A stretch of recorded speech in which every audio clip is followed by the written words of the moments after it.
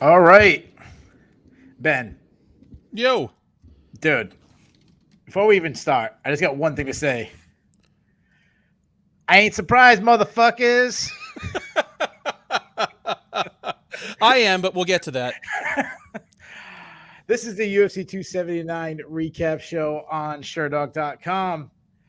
I am your host. My name is Keith Shillan. Joining me, as always, is the senior editor of Sherdog.com, the great Ben Duffy. Ben, we got a lot of shit to talk about. How you doing, man? We do have plenty to talk about, don't we? I mean, there's so much to talk about that we had the unprecedented step of doing a live supplemental preview like just over 24 hours ago to sort out the top 3 fights on this card. Yeah, there's plenty to talk about. Yeah. Shout out to all the people in the chat. A lot of the users are in there already talking it up. If you're watching this live, please jump in the chat, talk with us. We try to be pretty friendly with everybody. Shout out to everybody who watched the preview show. Shout out to everyone who watched the preview show remix. I had a good time. So let's get right into it. We had absolute chaos this week with fights getting changed. We ended up with 2 legends of the sport. Nate Diaz, one of the biggest stars in the history of MMA, one of the biggest stars in all of sports, really. I mean, he's the guy that if he walks down the mall in America, he's recognized more than some mega stick and ball sports stars. Like, I think Nate Diaz walking down a mall in America gets recognized more than like Mike Trout, who's probably been the best baseball player for the last, 10 years. He took on former interim champion Tony Ferguson, who also is one of the bigger stars in UFC in the last couple of years. Nate picked up a 4th round submission. Ben, we talked about this, and the one thing we said, I said, oh, yeah, we have to talk about Nate's grappling, but there's no way he's going to submit Tony Ferguson. But Neil Dariush couldn't submit Tony Ferguson. Charles, most people say the lightweight champion of the world, Charles Oliveira couldn't submit Tony Ferguson, and Nate catches him in the first grappling exchange. That's what I'll say about this fight, and I'll let you jump in. I thought Nate Diaz looked like absolute garbage. I thought he looked slow. I give him credit. He's still tough as hell. He's still durable as hell. He's still not the pace that we've seen him fight in the past, but he still fought a pretty good pace. That said, I had him up 3 rounds to nothing, and then he submits him in the 4th round that I don't believe anybody has done in the UFC. What a way to go out if you're Nate Diaz. What a way to go out if you're Nate Diaz. But, man, Ferguson looked terrible too. Like, oh yeah, I was saving that. Yeah. Oh, okay. Just Oh yeah. Like, I mean, if it's okay for me to jump into that, just go ahead. I picked Ferguson with a decent amount of confidence based on how he looked in the Chandler fight. Yeah, because in the Chandler fight, he won the first round, and he looked fantastic against a top 5 fighter. It's like, if he's even a ghost of that, he's gonna truck Nate Diaz, who on his current level is not even a top 20 lightweight. I figure Ferguson would destroy him and just not get caught in the face by a front kick to the chin. In fact, I think I literally said that on our preview remix. I'm like, yeah, Ferguson will handle Diaz. He's not going to take a front kick to the chin. But no, Ferguson looked awful. Like, I didn't give all the first 3 rounds to Ferguson. I gave it. I think I would have actually had Diaz up 2-1, but I had Diaz up 3-0. Oh, you had Diaz up 3-0. Yeah, did I say it backwards? Yeah. Well, I thought you had Ferguson up. I'm like, dude, no. Okay, yeah, like 3-0. Okay, I thought Diaz clearly won at least the first and third, and the second I was kind of doing other stuff and just kind of watching out of the corner of my eye. But when was the last time we saw Nate Diaz come out and dominate every striking exchange right from the beginning? Like, yeah, he started slapping McGregor around once McGregor was tired. Sure. He stung Leon Edwards in the 5th round, but here from the first exchange, I thought he was outstriking Ferguson. And once I saw that, I was like, oh, this is not Donald good. Cerrone a decade ago, maybe. Yeah, like that's. And yeah, so I thought Nate. Yeah, I thought he looked slow. I said all this stuff, but he still looked way better than Tony. Tony has always been a guy who hasn't reacted to shots well. He's always that kind of.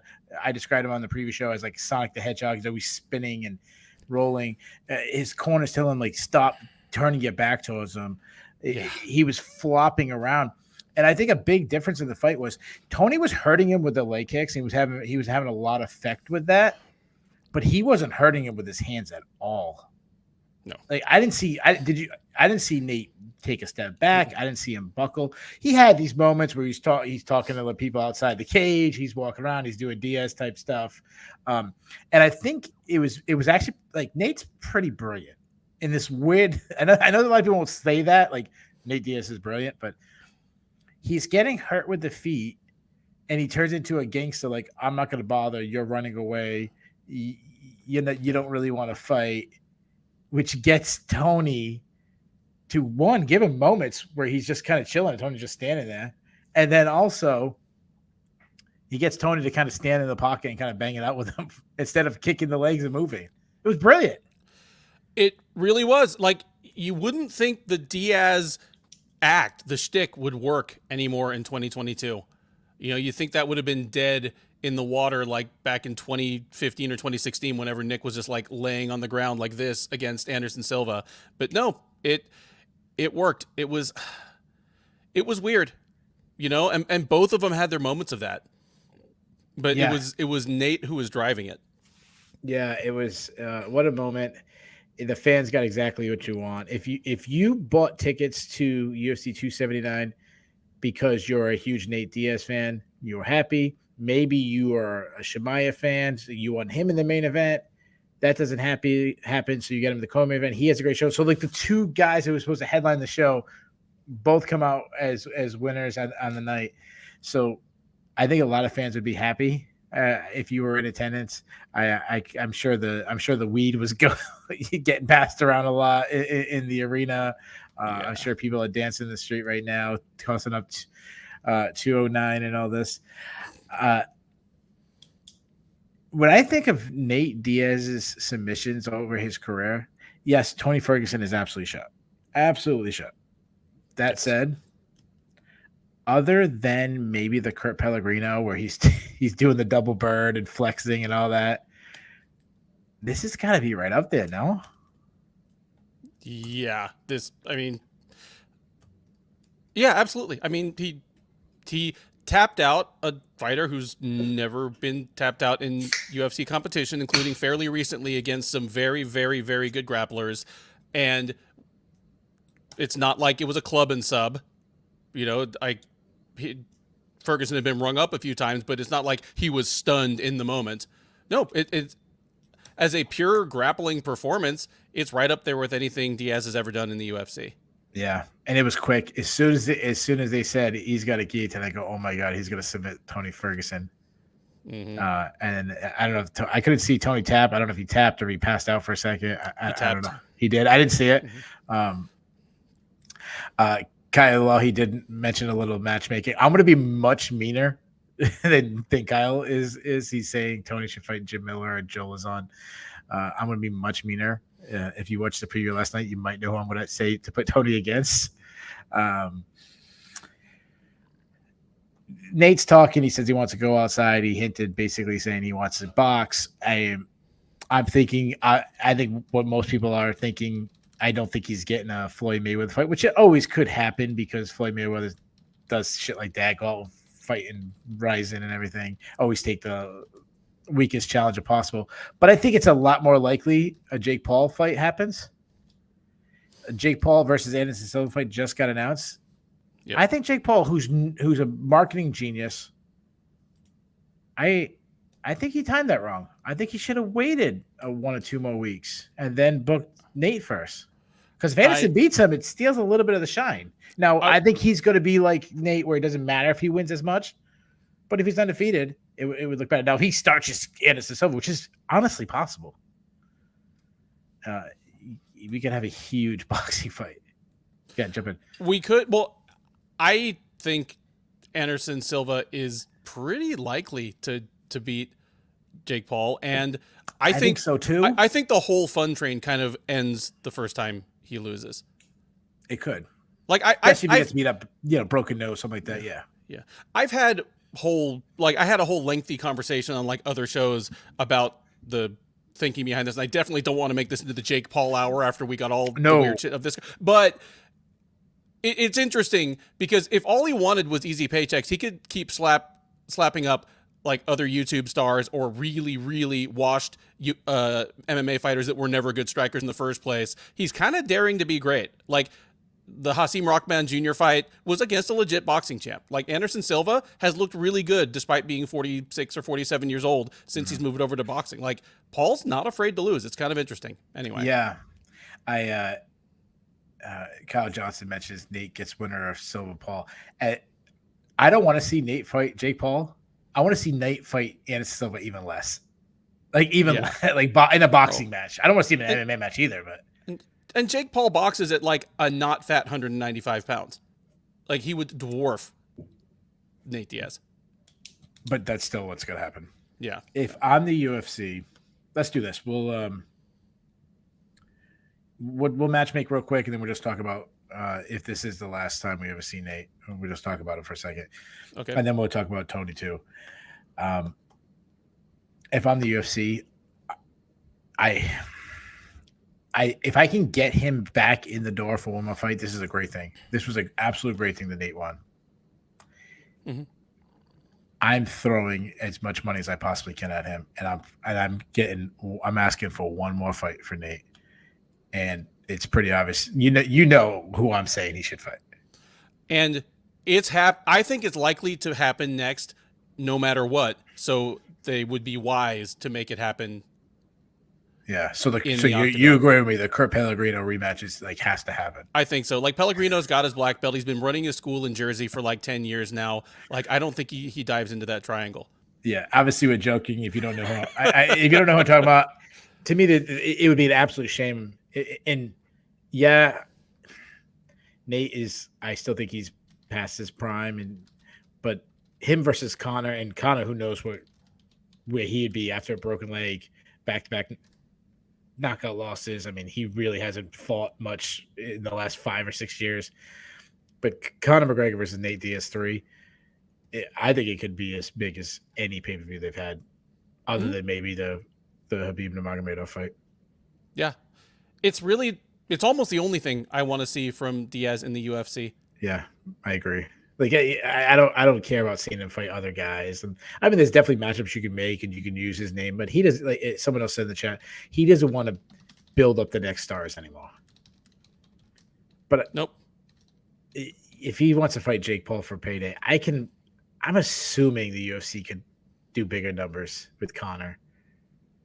I'm assuming they can. I'm not the money guy. That's Patrick OJ for our company, but you got to make that fight. I don't even get him out the door. I don't let him leave the door today without I would have had Conor signed already. And I think he's open to it. Like whatever else you may say about both Diaz brothers, they kind of wear their heart on their sleeve. Like they if they're mad about something or they think something's bullshit, they say it and they don't care. So for him to be as conciliatory as he was on the mic and by name, like mentioned both Dana White and Hunter Campbell, who's the UFC's, I think he's their COO. He's an attorney, but he's moved into operations and he's the hand of the king. Yeah, and he definitely is. He's taken. Obviously, I've been watching the new Game of Thrones. the new sponsor of the Sherdog YouTube. Like during the Joe Silva era, he was both the main matchmaker and kind of the hatchet man. Like he was the bad guy, so Dana didn't have to be. Hunter Campbell has taken that part of it, while Sean Shelby and McMahon have taken over more of the straight matchmaking. So for him to be that conciliatory to Hunter, the guy he's almost going to have to talk to make any more fights happen, means he's probably open to it. And both McGregor and Kavanaugh have been just very complimentary to Nate. Like Conor has, Kavanaugh obviously was there. He was cornering Johnny Walker, and he was like, great guillotine. Let's make the third McGregor fight happen. I didn't see that. I saw Conor's tweet today. Yeah, or earlier today, or maybe it was last night, where he said like, let's do the trilogy fight. Yeah. Who knows what a timetable, what the turnaround for Conor? Like, I haven't heard anything about him. There was like a couple months ago we were hearing that we saw like pictures of him and videos of him training again and talking about possibly spring. Then it was summer. I haven't heard anything about when he's returning. But if they can make it happen, they have to make that fight. Agreed. Tony Ferguson. You want to see Tony Ferguson have a fight again? I really don't. I don't know. I didn't want this. I didn't want to see this fight when it was Li Jingliang. I was happy when it became Nate Diaz because I figured, okay, this is a guy that even if he wins, probably isn't going to just cold cock him.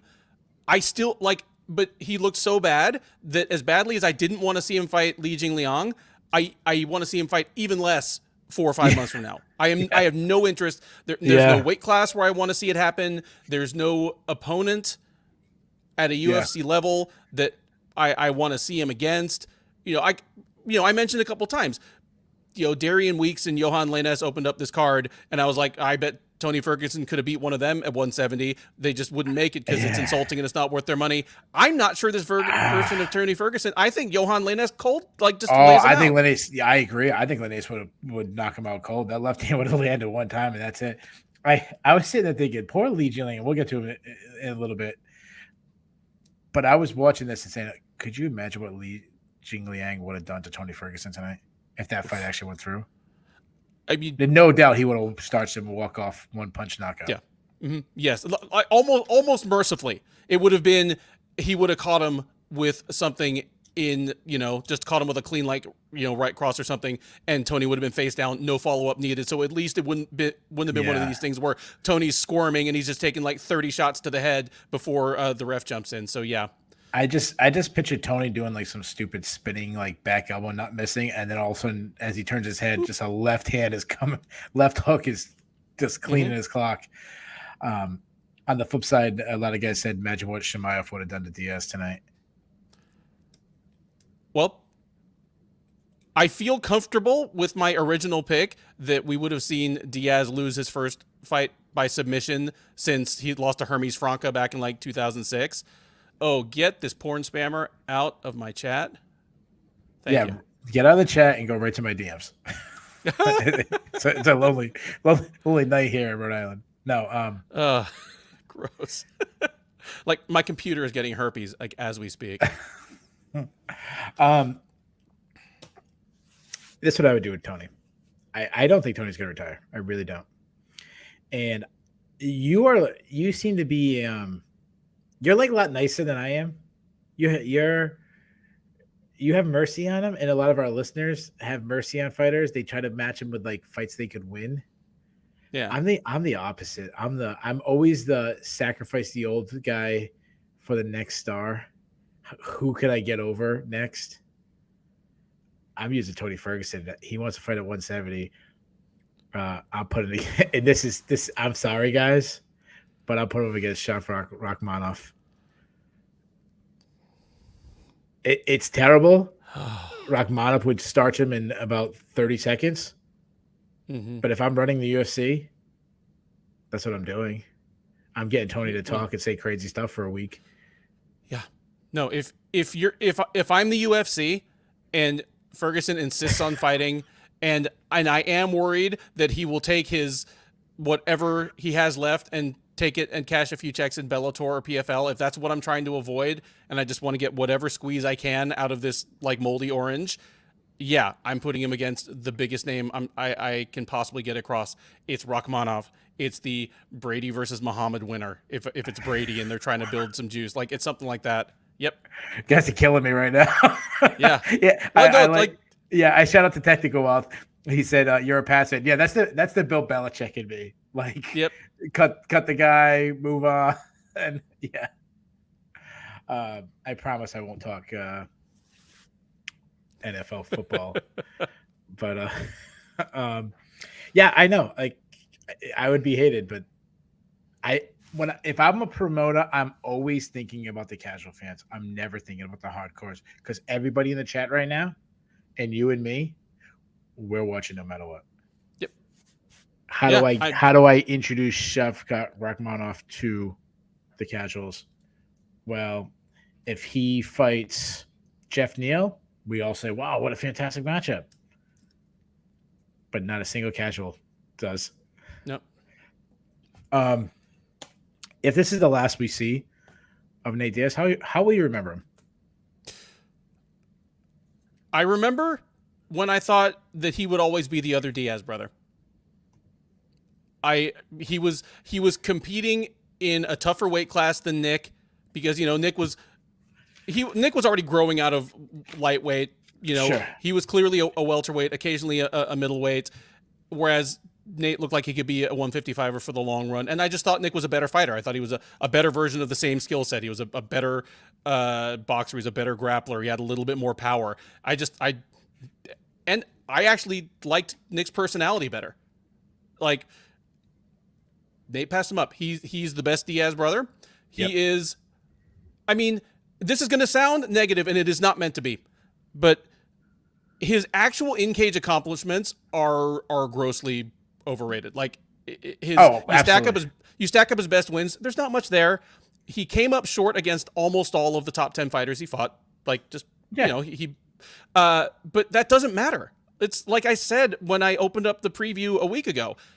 Him being so beloved, it's never been about being unbeatable. It's been about being real. And that sounds cheesy to say. It sounds like a cliche. Well, he's real. But think of how few people there are in MMA, like personality-wise, especially fighters, where you don't feel like there's an agenda behind what they say. They're saying what's actually on their mind, often regardless of the consequences.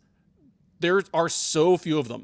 Like, everybody is so afraid of hurting their own revenue streams or hurting, like, just getting on the outs with the UFC, losing a sponsorship, losing a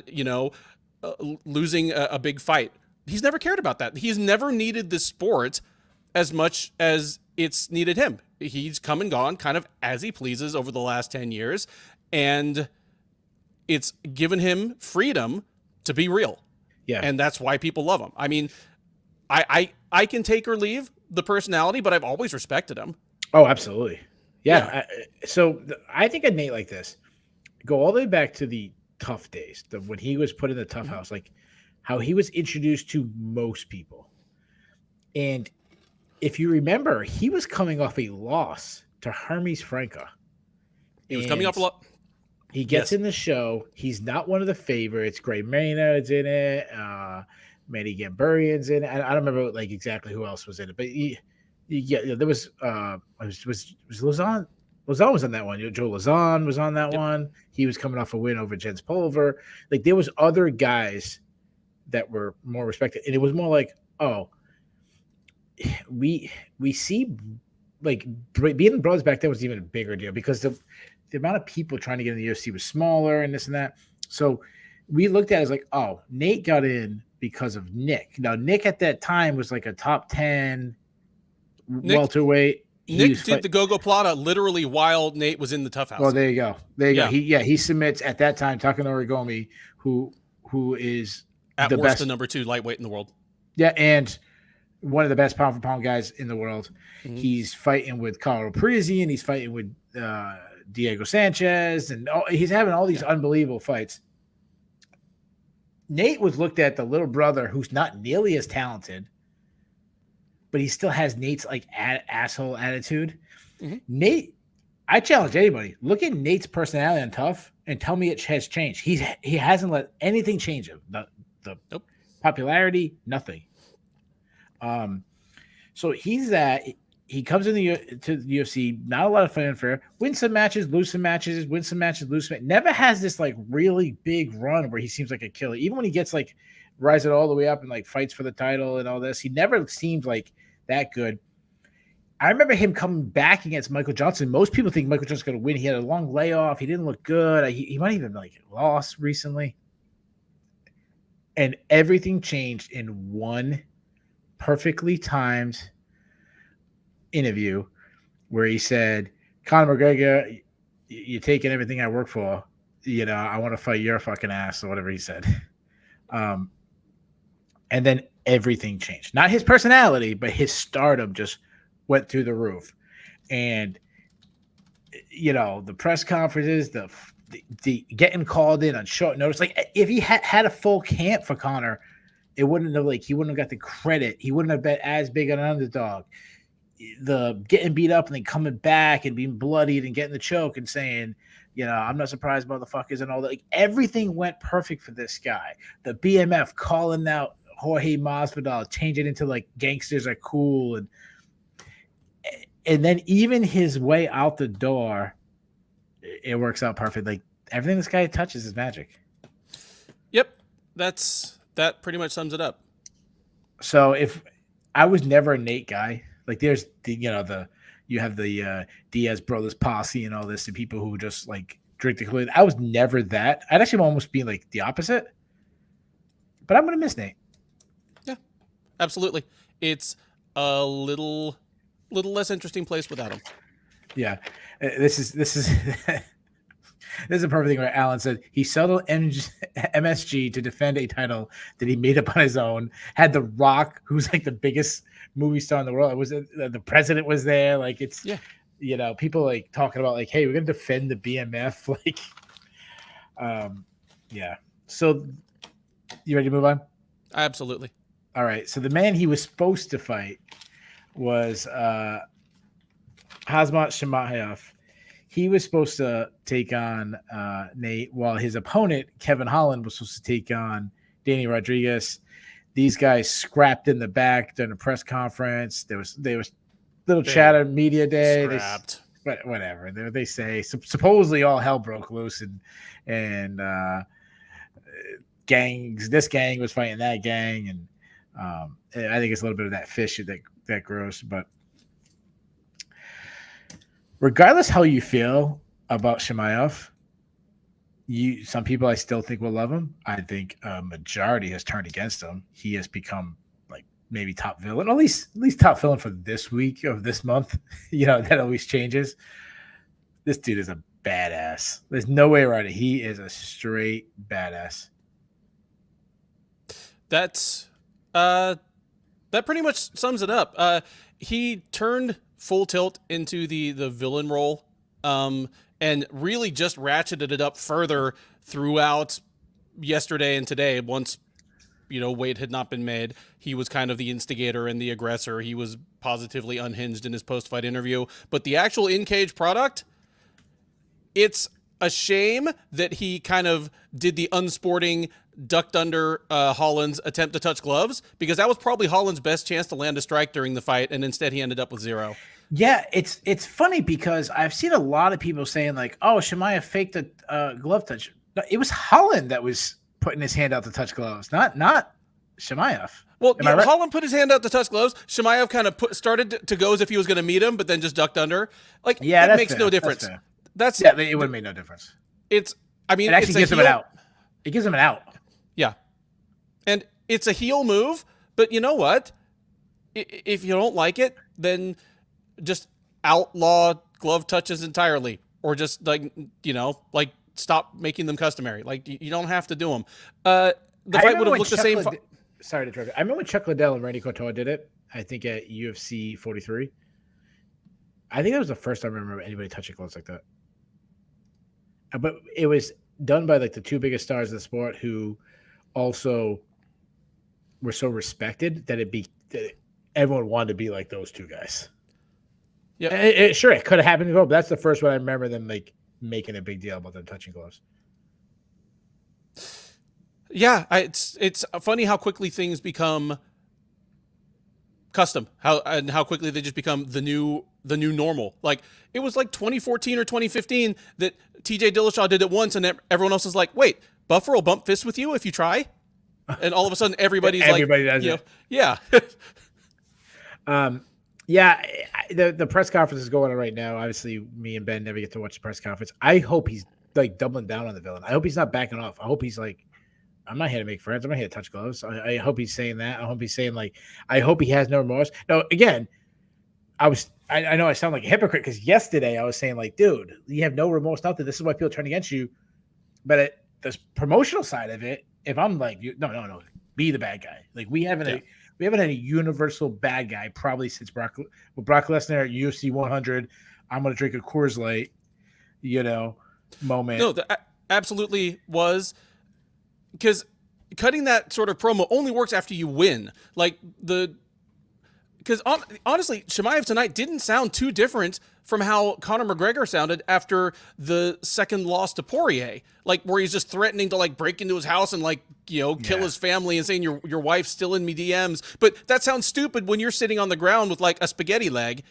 When you win, which obviously Chimaev did, I've said a few times that his personality, it's a little of the combination of Khabib Nurmagomedov's kind of charmingly broken English and Conor McGregor's just over the top cockiness. That's exactly what it sounded tonight. It sounded like a Conor McGregor like psycho rant in broken English.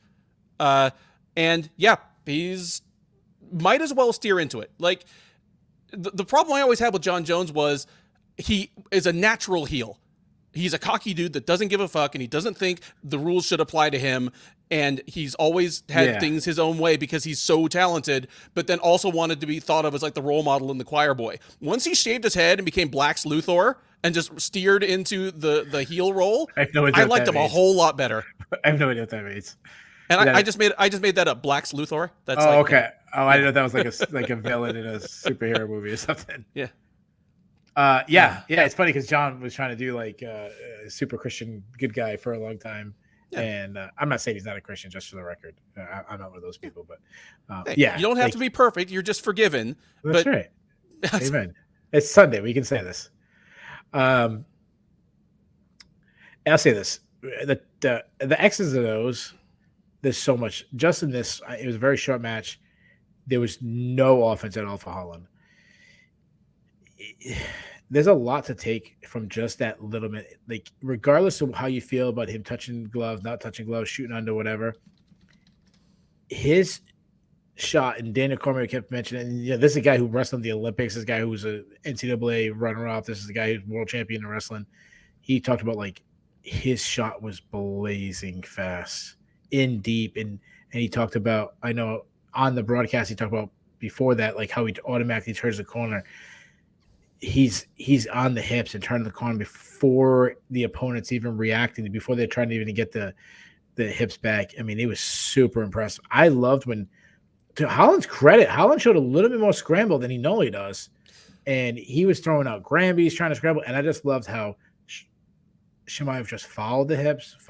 When he Granby's, you always let him gramble through, and then you follow the Granby. Like, he did everything perfect. No, it's going to sound ironic when I say this about a guy that got choked out in I think 3 or 4 minutes and didn't land a single strike. But I actually think Kevin Holland fought almost a perfect fight.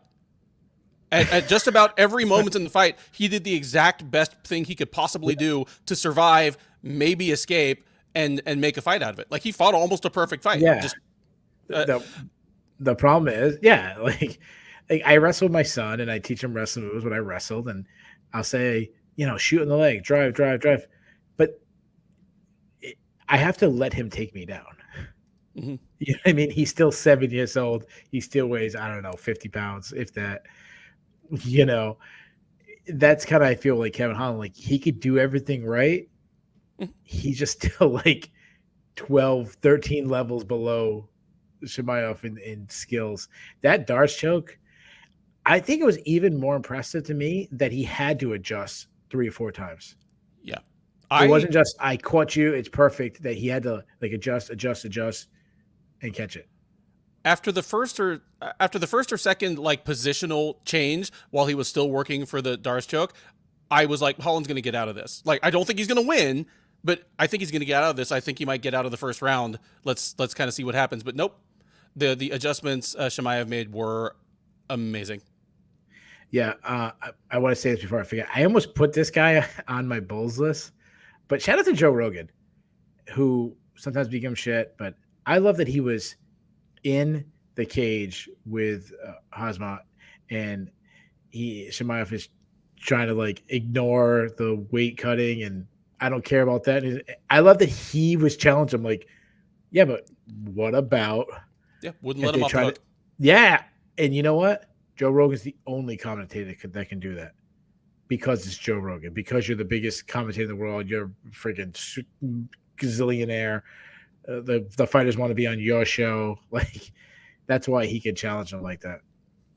Absolutely. And nothing, he's unflappable. He's done it hundreds and hundreds and hundreds of times. So he's a veteran at not letting people cut a promo on him. Like he controls those interviews very well. And yeah, you're right. Like him being Joe Rogan helps. He's on some of these cards. He's the biggest star in the room. Like new fighters in the UFC are consistently starstruck to be talking to Joe. Oh Rogan. yeah, absolutely. Yeah. When people, and I try not to, but when people find out what I do for a living, a good half of them ask me, you know, like, have you met Joe Rogan? What he's like? You know, that. Yeah. Usually what I get is when someone find out, like I do MMA stuff, they go, have you met Ben Duffy? I'm like, oh, actually I have. The Ben Duffy? Go away. I'm going to turn off my camera. All right. You're running the UFC. Not a prediction. You're in charge. What weight class is Chimaev fighting next? Chimaev gets one more chance to fight at welterweight. Okay. He gets a fight that's more or less a lateral move, but that still makes sense. Like, I was thinking of like the Muhammad versus Brady winner. All right, Like, real quick. I'm going to interrupt you for a second. I'm going to throw this out to the chat. Everyone not guessing where he'll fight next, but actually we do both ways. You could put what you would if you run the UFC, which weight you would make him fight, and then where you think he fights next. Yeah, I think his next fight will be at 172. Whether he hold on 170. I wouldn't say 172. 172. I also yes. Whether he makes it is a whole different story. I'm sorry. You said who was the guys you said you were going to want? I got two choices. Like either the Brady Muhammad winner or Colby Covington. Yeah, I think Covington. I don't know if Covington wants that fight. But again, we're running the UFC. Yeah, we're running the UFC. I'm telling him that's what you got. And again, it's Colby Covington. He didn't get where he is by being scared of anybody. He's earned the right to only take fights that make financial sense for him, but you make sure he gets paid, and either you move his troublesome ass out of the way as someone who's already lost twice to Usman, and you really, really get Chimaev over. Like, if Chimaev destroys Covington in a way that nobody else has been able to, it's okay to, like, crown him the uncrowned champ at that point. Yeah. You know? If I'm Colby myself, I'm hitting Leon Edwards on Twitter. I'm surprised he hasn't. I'm hitting him on Twitter every day. Like, call him a bitch, all this stuff. I'm the real champ. The real champ's coming back. I'm trying to skip the line. I don't know what's going on. Usman, you know, it's really easy for someone to be injured. I'm trying to get way ahead. I'm trying to stay away from Chimaev, and I'm trying to get a shot with the title, shot for the title, because I think that's a winnable fight for Colby. I don't know if Chimaev's a winnable fight for Colby. But again, I understand what you're saying. He didn't have a choice. Yeah. And because of Chimaev missing weight, and it's kind of, his next fight can't be for the title, which they wanted it to be. Like, it's a good thing for Usman. Like, Usman's probably going to get that trilogy fight. You're kind of the only guy that makes sense, because the star, especially after this week of Chimaev, you're not going to match him against. Again, I know you're saying this is what you would do, but I'm saying like now I'm turning it to what the UFC would do.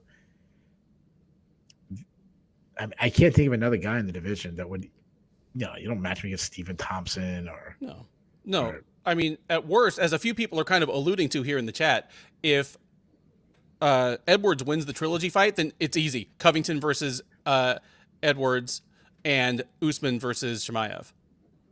Okay. I don't think Edwards is winning that fight, but that's just obviously I've been wrong before. I think I got 5 fights wrong tonight. Okay. How about middleweight? I'll give you what I would do at middleweight. I think there's a fight that makes sense. And I think Kyle Johnson referred to it a lot. And this is actually the fight I would do instead of welterweight. Okay. Because it's like low-hanging fruit. Paulo Costa is such a character. Yeah. And there was a little running and everything. You got material. Yep, it's on my sheet right here. Middleweight, Costa. It's already making itself as a fight. And you know what? It's not a meaningless fight. If Chimaev ragdolls and just destroys Costa, well, that's something good to know, that yes, he can do that to a top 10 quality talent at middleweight. And Costa can prove that, hey, I had a weird phase there, but no, I'm locked in at 185. I can make 185 and perform. Yeah, and if I'm Costa's manager, I'm telling him, hey, show up at 205 anyways the week of the fight. Well, Like, now that his manager's his girlfriend, she's like, I'd like a little extra meat on you, babe. yeah, like fight at 205. Yeah. Okay. So yeah, I'm the same. Like Covington and Costa seem like everybody's all in the same. It seems like every name people are saying like Covington or Costa or both. Where's he a bigger threat? Is he a bigger threat at 170 or 185? I think he's a bigger threat at 185 based on it being a thinner division. But Agreed. That's also based on a thinner body of work for Chimaev, because his fights at 185 have been against Gerald Meerschaert and who else? Who's the other one? Was the guy he beat in his debut? Debut, John Phillips, was at 185 as well. Like Phillips was never a welterweight. So he fought an unranked like guy that washed out of the UFC, and Gerald Meerschaert, who's very talented, but he is cresting right now and just creeping into the bottom ranges of the top 15 in a depleted division. Whereas at welterweight, he's fought top 5 quality guys and beaten them. Yeah, no, I agree. Let me ask you this. We haven't done this in a really long time. Who would you favor, excuse me, over Chimaev right now at 185?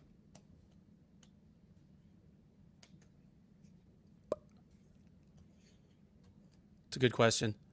I have a little cheat sheet because I've seen him throwing Jack Hermanson around like a tackling dummy. Yeah. And Jack Hermanson is a top 10 middleweight right now. Yeah. And current middleweights haven't been doing that to him. Probably top 5, it's possible. yeah. Yeah, it's possible to beat Jack Hermanson. Obviously, he's kind of hit a rough patch, but it's not possible to do to him what I've seen Khamzat Chimaev do to him. So I don't know. I mean, Israel Adesanya, yeah, he's been held down by a bigger wrestler before, but it was a much bigger wrestler. It was Jan Blachowicz. Yeah, but the skill level is different, though. The skill of the wrestling. I agree with you saying, like the weight of the wrestling probably actually mattered more than the actual like skill that Jan brings. Yeah. While we're talking about that, you know what? I don't know if so just to answer my own question, I don't know if I favor anybody over him right now. So Boss threw out a name I was going to bring out, someone like Derek Brunson, who's about as big and wrestly as they come in that division. So big. Yeah, that's a good point. He's so big. But Chimaev would starch him on the feet, I think. I think he would too. Like Brunson he has lapses in defense on the feet. Like Whitaker starched him. Adesanya knocked him out. One thing we've seen before in the past about these special fighters, I really think Chimaev is in that special, the John Jones in this. George St. Pierre, a lot of times they want to beat the guy at their own game. Mm-hmm. That's not Chimaev. Yeah, I think he showed that right away. He's avenue of victory against Kevin Holland. Let's take him down, and he went for it immediately. He didn't mess around at all. Not even a second. It was it was like James Toney, Randy Couture style, shooting a low single kind of thing. Absolutely. Sometimes on our previews, I'll say, I think he'll probably test his luck on the feet for a minute or two, but the minute he gets something he doesn't like, he's going to turn to his wrestling. There wasn't even that here. Chimaev didn't wait for anything. He took him down immediately, as you would draw it up if you were trying to give him the best path to victory and the least risk of losing. Yeah, so our RC Kim says he doesn't see upside in matching Chimaev against Brunson at all. I agree. I'm not saying I would make that matchup. It was just who would you favor over him. So yeah, I wouldn't make that matchup either. I don't want to rub going on Derek Brunson if he wins. But yeah, I don't know if I would favor him. How about welterweight? Who would you favor over Chimaev right now? Before a couple weeks ago, I would have said Usman. Now I'm not as sure, now that I've seen Usman get one shot KO'd. I don't know. I don't know if I favor anybody over him either. Usman, it's a fight I really want to see. I really do. Seriously? If he stays at 170, the next person that beats him might be 2 years from now, and it might be Shavkat Rakhmonov. That's the guy. That's the other guy a lot of people are going to bring up. That's one that seems like it's a trendy thing right now to say Rakhmonov beats Chimaev. Like I don't see a lot of people saying the opposite. Yeah, I which I'm not saying I'd favor him over him right now. I'm just saying he has that same combination of still being young. I mean, neither of these guys has hit their physical peak yet. They're 27 and 20. I think they might both be 27. They're both huge welterweights. They're both fantastic wrestlers. They're both strikers with great natural tools who are developing. Like they have some similarities. You know what I do want to see? You know how we saw Chimaev throw around Hermanson in wrestling. I believe it was a freestyle match. I don't. Yeah, I think it was a freestyle match. I don't think it was Greco. But what I would want to see, just to show everybody, like who doesn't understand wrestling, how insane Bo Nickal' wrestling is, I wouldn't mind seeing them two just scrap in a wrestling match. Huh. And the only reason I say that is Bo Nickal wouldn't break a sweat against. No. Like that's. I try stressing to people like how special Bo Nickal is. Again, I'm not saying he'll be special in MMA, though I am saying it, but I know that MMA wrestling is different and everything, but in a straight wrestling match, Bo Nickal absolutely works Chimaev. Yeah. Like nothing. That's why when I tell people, and then again, I like to live in the moment where I truly believe Bo Nickal is a threat to Israel Adesanya right now. If they fought MMA right now. Not saying he would beat him, but it wouldn't shock me if he did, based on that insane wrestling ability. Anyways, I'm not going down that route. Yeah, I still think a lot of people jumped off the Chimaev bandwagon. I haven't. I have not jumped off. I'm still on it as much as anybody. Kevin Holland, do you give him a pass a little bit? I give him a complete pass. Yeah, absolutely. Yeah, I did too. He was like compare the fight he was expecting to get to the fight he actually got. Like it was a huge upgrade in overall talent. It was a stylistic almost 180. Yeah, like and a lot of guys are not facing Chimaev when you have your opponent there. It's different when you don't have an opponent. You need to pay that, but you have your opponent there. He did not have to. He could have said no and fought Danny Rodriguez. That takes some huge balls. So nobody will ever challenge the toughness. Like he really is like a new Donald Cerrone. Anytime, any place, anywhere. All right, let's move on. We'll probably do the rest of these fights a little quicker as we spend a lot of time on those two fights. Sure. Li Jingliang versus Danny Rodriguez. Danny Rodriguez won a split decision. How did you score the fight? I scored it 29-28 for Lee. So did I. Would you give the first 2 rounds to Lee? Mm-hmm. Yeah. They were all close. I'm not Yeah. like dying. I'm not screaming, for blood, but I definitely thought Lee won the first 2 rounds. Yeah. I looked at MMA decisions and it was 19-2 for Lee, both me and you. I even though I asked you how'd you score it, I knew how you scored it. 19-2 with both of us sending our scorecards in for Li Jingliang. Lee looked good. He looked faster. He landed the harder shots, which was definitely not something I expected. My one concern, and this is probably why, again, I think the rounds were close. I think he thought he had 2 rounds in the bag, and he cruised a little bit. He didn't show any urgency in the 3rd round, really kind of like circled the perimeter of the cage, let Rodriguez kind of take the center, let him jab, wasn't throwing much back, and I think that cost him the fight. Yeah, obviously it cost him the fight. He lost the 3rd round, but I was surprised. Rodriguez won with just a jab, and I don't really remember him hurting him with power shots at all. I don't remember him landing power shots against Li Jingliang, which was really surprising. And he was much, much bigger. So yes. I'll say this, poor Li Jingliang.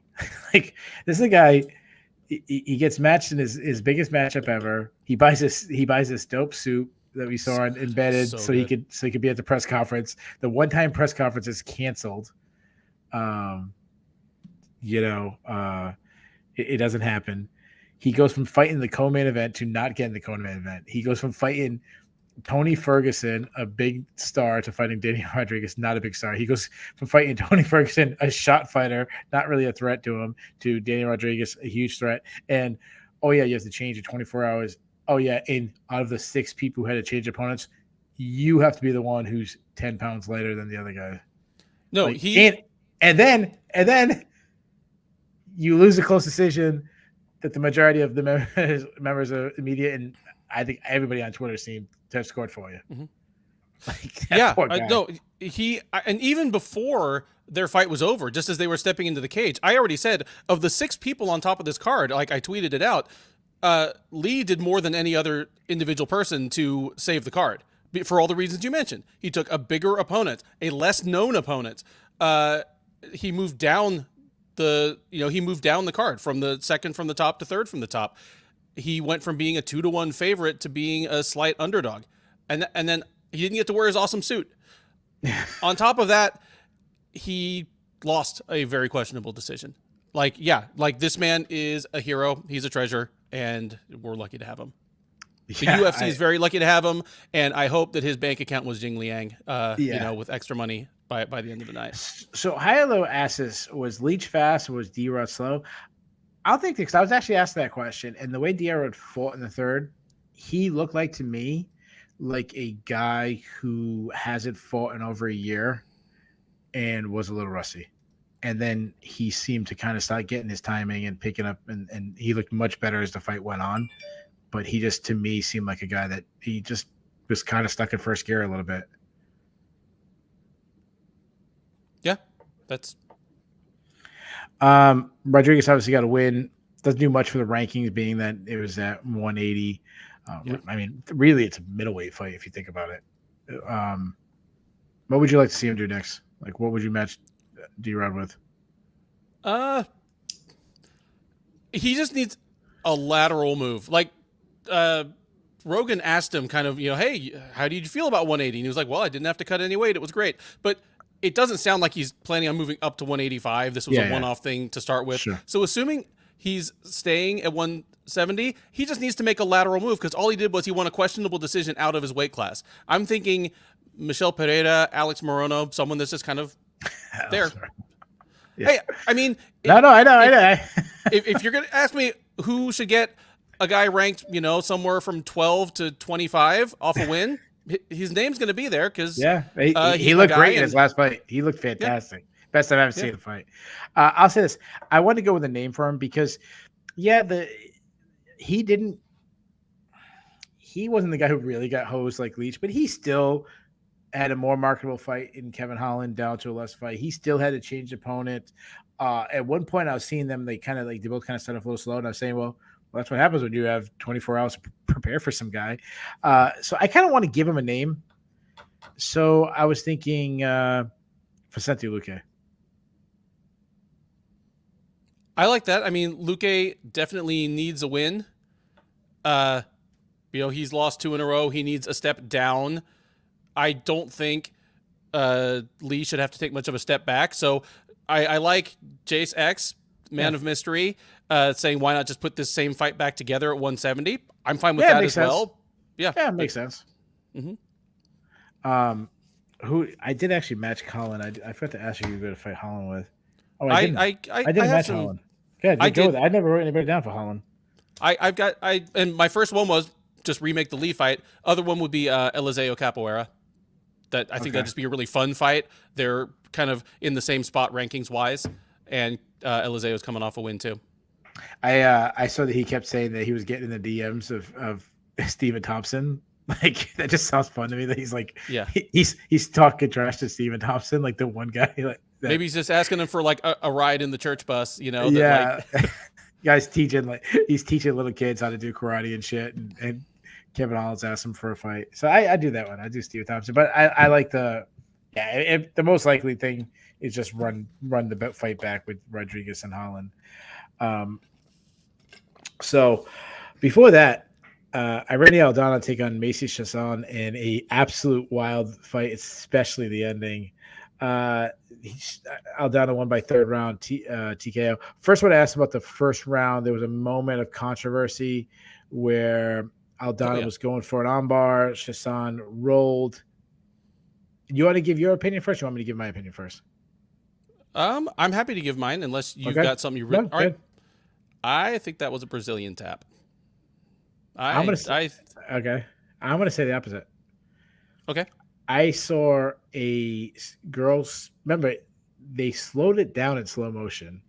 Mm-hmm. She's rolling through and touches the leg as she rolls through. It's a single touch, and as soon as she rolls through her back, she takes her hand and she starts pushing the leg over. It might have been a Brazilian tap. I just think it happened so fast. I don't think she tapped. And you know what? I only saw it the once. I didn't even see like really any of the replays. So, you saw it live? Like you caught it live? Yeah, like I saw it live, and I was like, "Oh, dude, she tapped." And then I went to focus on something else. But if you watch the replays, you probably have it right then. Yeah, I mean, it's one of those ones like I feel like there's no way the referee could jump in, like the one single hand on the leg for a second. Like there's no way you can stop that. Okay, so let's move on. Regardless of it didn't matter because Aldana won anyways, so she can say she got 2 wins if she wants. Aldana looks extremely sharp early.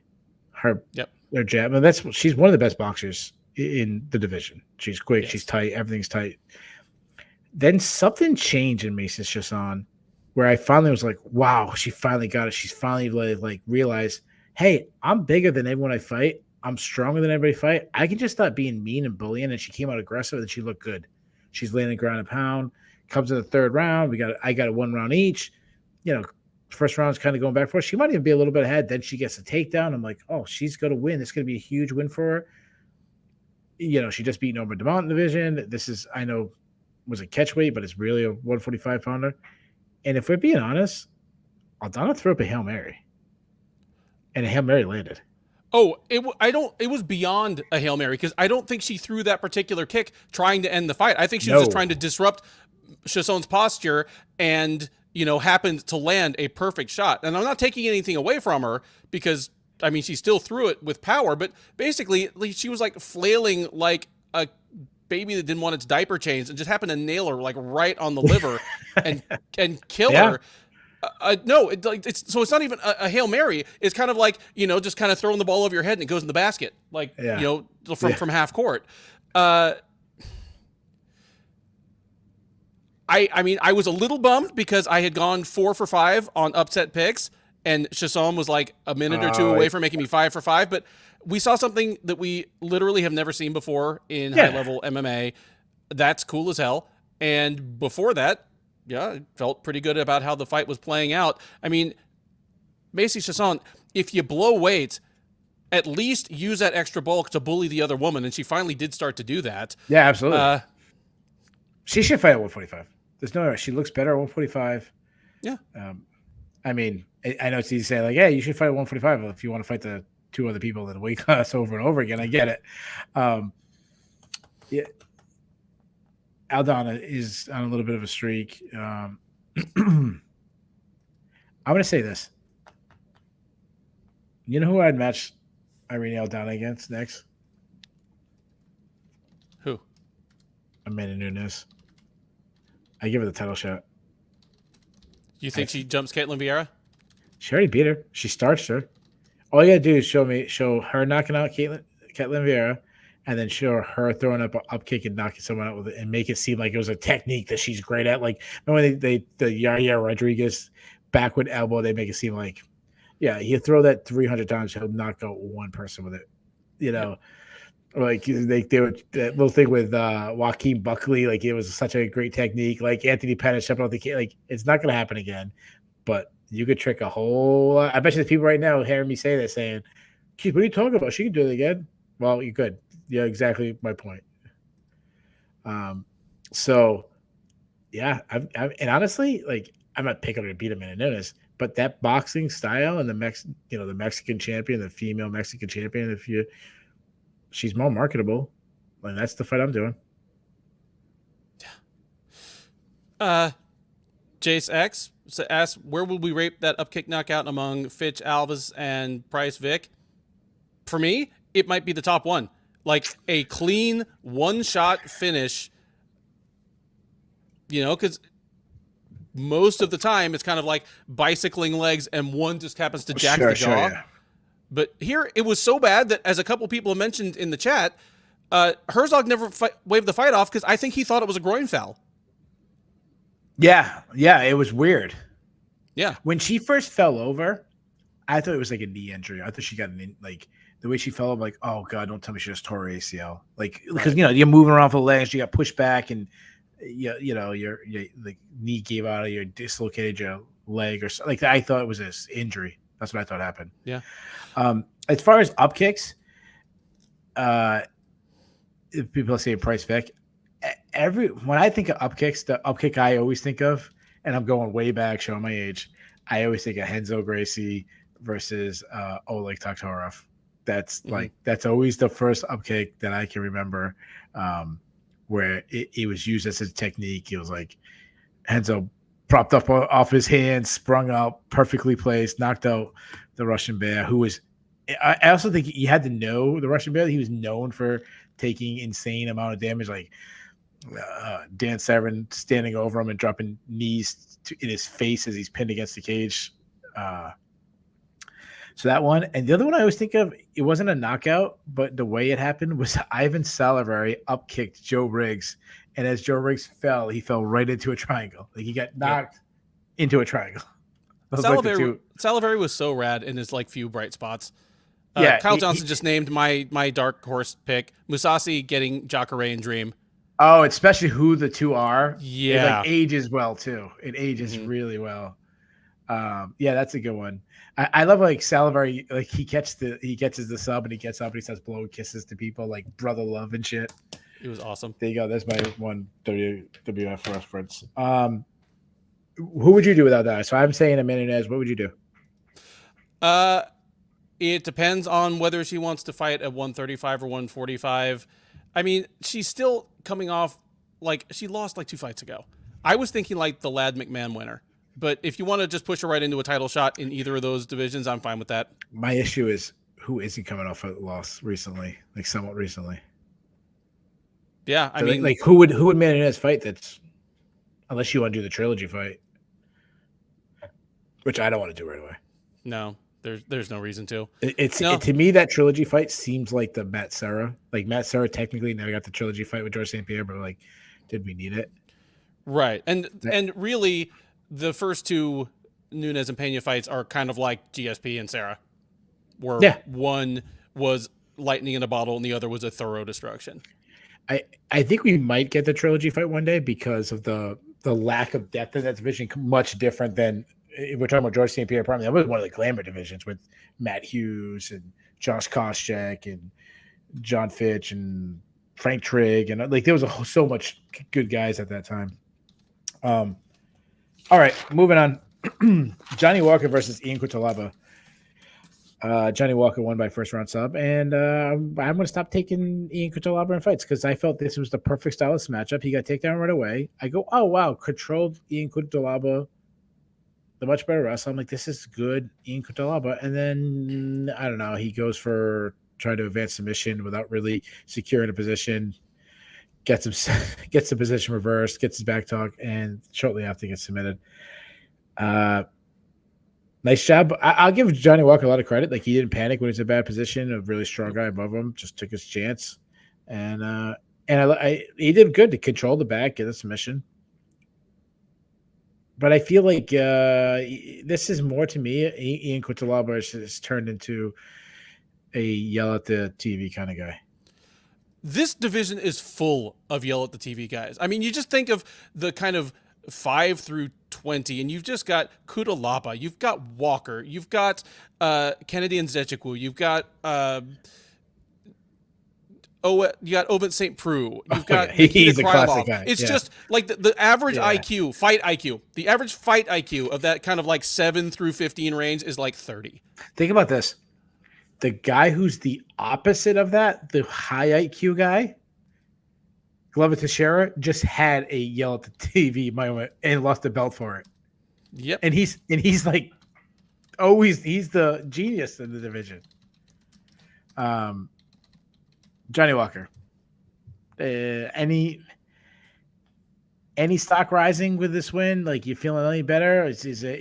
Can he kind of, because he came on the scene and it was like he was the fun guy in the division. He's the guy. Everyone's having so much fun. I mean, does any of this come back with a submission over Ian Cortella? Because it's still, I'm not that excited about him. He beat a guy that I thought was going to beat him. So for me to give him no credit at all would be hypocritical. His stock rises a little bit in my estimation, but he's still a guy that's lost 4 of his last 6 and might have gotten cut if he lost tonight. Kutalaba might. And Kutalaba might. I mean, I don't think they will. Kutalaba's still really young. I mean, they're both really young, and they need light heavyweight so desperately. Everyone needs light heavyweight so desperately that the UFC is going to hold on. Because, dude, if they let Johnny Walker go, how quickly will Bellator or PFL snatch this man up? Oh, PFL snatching everybody. Oh, dude, how quick would one championship snatch him up, knowing that they have a 225-pound light heavyweight division? Yeah, they could. Yeah, I don't think they're letting either of these guys go, probably, but he needs a lateral move. Like, he's lost 4 out of his last 6 fights. He doesn't need to be fighting a guy that's really rocketing up the division. I was thinking someone like Tyson Pedro. Okay, that works. I went with Paul Craig. Fucking Craig. I think that's probably a terrible stylistic matchup for Johnny Walker. Yeah. But are you going to pick against Paul Craig like you picked against our boy Julian Erosa? Not letting it go. I'm not going to let it go. Yeah, I even said one of the best picks of the night. You said you went 4 for 5 on upset picks. I went 3 for 5. So we did pretty well on our upset picks. We both had Macy Chasson, who ended up losing, though I still believe that she was going to win that fight. Too bad. But your best pick, my worst pick of the night. If you told me that one fighter was going to basically style on the other one, I would have said, oh, wow, like Hakeem Dawodu just played with Julian Rosa. Yeah. That was not the case. Julian Rosa beat Hakeem Dawodu's ass. Like, he was the sharper fighter. He was beating him to the punch. He was landing the power shots. He hurt him in the first round. Like, it might have been a 10-8 round. Like, he rocked him a couple times. Then he started mixing in wrestling, back takes. It was like a pillar to post performance by Julian Erosa. No, completely agree. And kind of like I said about the main event, even if you told me Nate Diaz was going to win, I wouldn't have picked he was going to win by winning almost all the striking exchanges. Here, if you told me Erosa beat Dawodu, I would assume, well, he either just out volumes him because Dawodu is in his like weird, like, I don't want to fight mode, or Erosa like snatches a sassy submission late when Dawodu gets tired. But no, Erosa put it on him for 3 rounds. So I'm happy to have gotten the pick right. I had, Erosa in this fight, but he looked even better than I expected him to look. I expected this to be a close nip and tuck thing. He was a pretty substantial underdog, and it wasn't close. Yeah, I exactly. I said if Erosa was going to win, it was going to be like coming on strongly. I loved at one point Daniel Cormier, which I've said this before. Like, I actually agree. Cormier, you get a lot of stalling if you know your head. That it looked like Erosa was starting to cruise, and I love that Daniel Cormier started talking about that. And then Erosa picked up the pace even more, and closed around by like almost finishing Dawodu, like landing good power shots.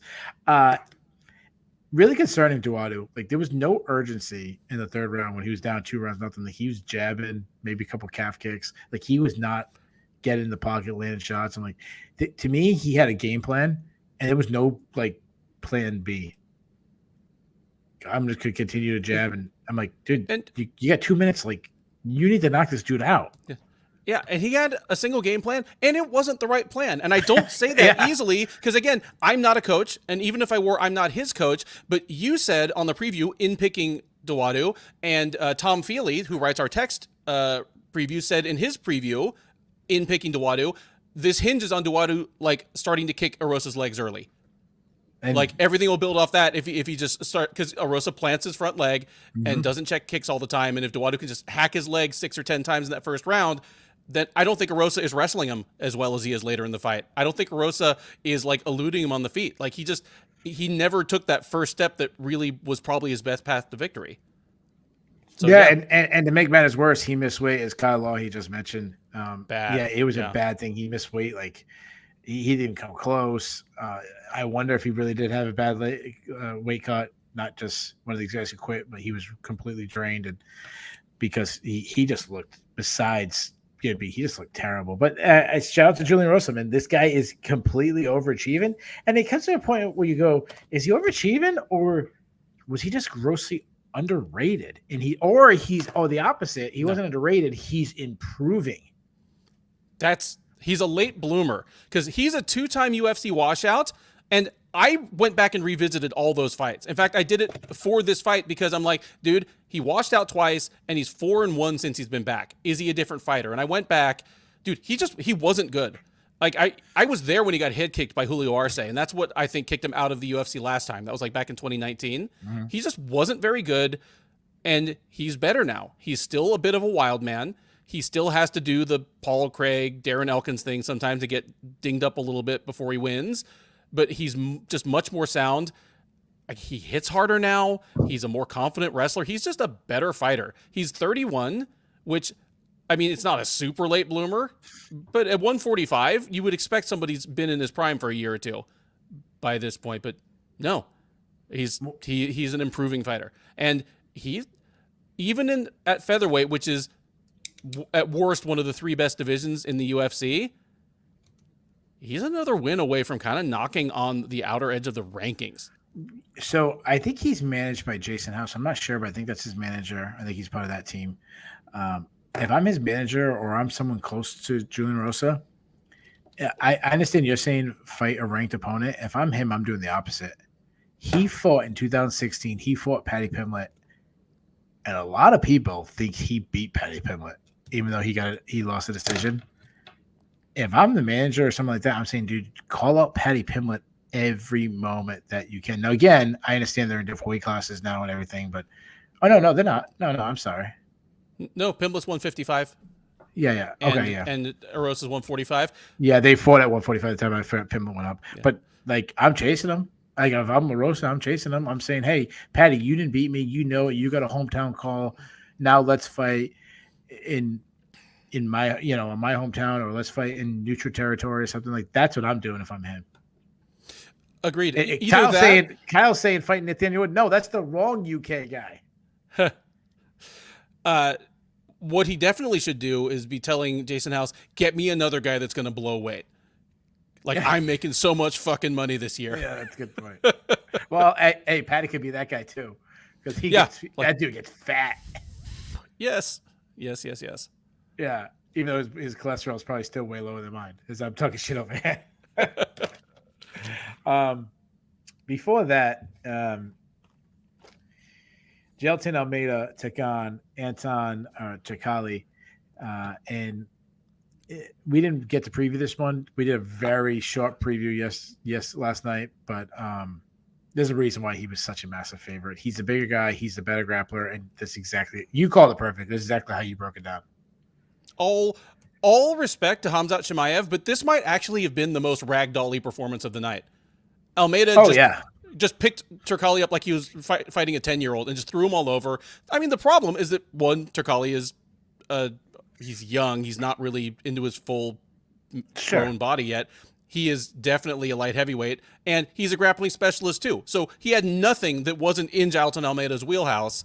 And yeah, Almeida just threw him all over the place, almost casually, like tapped him out. Almost like I think he could have done it in 2 minutes, and he did it in 4.5. Just kind of go like when you're at jiu-jitsu class, or you're like open match, you just kind of go in 70% with somebody. I think, so he fights at heavyweight, but he could also make light heavyweight. Wow, that's what they say on the broadcast. He's a big guy. But that's what they say on the broadcast. Like, oh, he's still trying to figure out his weight class. If he could be that Paul, look how far Paul Craig made with his jiu-jitsu. If he actually could fight at 170, imagine Paul Craig, but like way better jiu-jitsu and topside jiu-jitsu. And then heavyweight, same thing. Yeah, he's a legit threat. I agree with you that I think he's more of a heavyweight. But I mean, this fight was at 220. Like it's not Yeah. that far off. 220, and So if it's true, he apparently had an easy cut because he weighed in at like 216. Yeah, You so know, he's only, it's not like he weighed 220 with like a bottle of Pedialyte waiting for him as soon as he stepped off the scale. It seemed pretty easy for him. I he only want has to 10 tap the pounds to brakes. go. He only has 10 pounds to go, but it's hard to find why 10 pounds bother? on. Yeah, well, that's what I was gonna say. Two reasons. One, it's hard to find 10 pounds in that frame. Yeah, Like he's not Jake Collier out there. And two, yeah, why bother? Like I stay at heavyweight till I lose. absolutely. I mean, right now he is 2-0 at heavyweight / above light heavyweight, and the wins are Parker Porter, who, I mean, good story, not a ranked heavyweight by any stretch, and Turkali, who's, again, this was a blown up light heavyweight fight. So I don't want to push him too far up the ladder too quickly, because for once in like almost as long as I can remember being an MMA fan, the UFC isn't desperate for heavyweights under 40 that are winning fights. You know, all of a sudden there's a youth movement going on. You know, to the point that we're like, what do we do with some of these guys? You know, we've got like, wow, Curtis Blades is only 32. What are we going to do with this guy now? Like, you know, Cyril Gahn, Alexander Romanov, Tom Aspinall. Like, please let him come back. I'm like, let's give him a guy that's on the outside of the rankings, but not a borderline UFC level fighter. You know, that'll be a good stylistic test for him. Like maybe the winner of Bozer and Nascimento this coming week. Okay. I went with the winner of Ilir Latifi and Alexei Oleinik. Not to tip my hand, but that's what I have for Barnett. Okay. But I'd be fine with either. Just my thing is Barnett's face is so fucked up that I don't think he's going to be fighting for. He's not fighting in 3 months. He's hoping to fight by the end of the year. And since Oleinik and Latifi are both older guys and they're fighting later, they might be the winner of that might be ready around the same time. Imagine him and Oleinik. Before that, Jamie Pickett took on. I apologize if I pronounced his name wrong. Dennis Tululian. I butchered that. I apologize. I think you're fine. Dennis. I'll say this. So Pickett wanted a slow outside kickboxing matchup. Like that's what he wanted to do. And it started off that way. Like the first 2 minutes of the fight, he's like, oh yeah, this is working great. I can kind of jab, I can kick, land a quick shot, get out. And then Tululian said, like, F this. F this. I actually want to win. And then he just started marching forward, and Pickett had no answer for his pressure. Like none. Like it was as soon as Tululian like started marching forward, get him on the perimeter, it was almost like he had a panic on his face for the next 5 or 7 minutes until he was finished. Yeah, like we talked about whether we were going to get a Hakeem Dawodu or Julian Erosa fight here. As soon as Dennis Tululian made it not a Jamie Pickett fight, Pickett didn't know what to do, and that's a problem.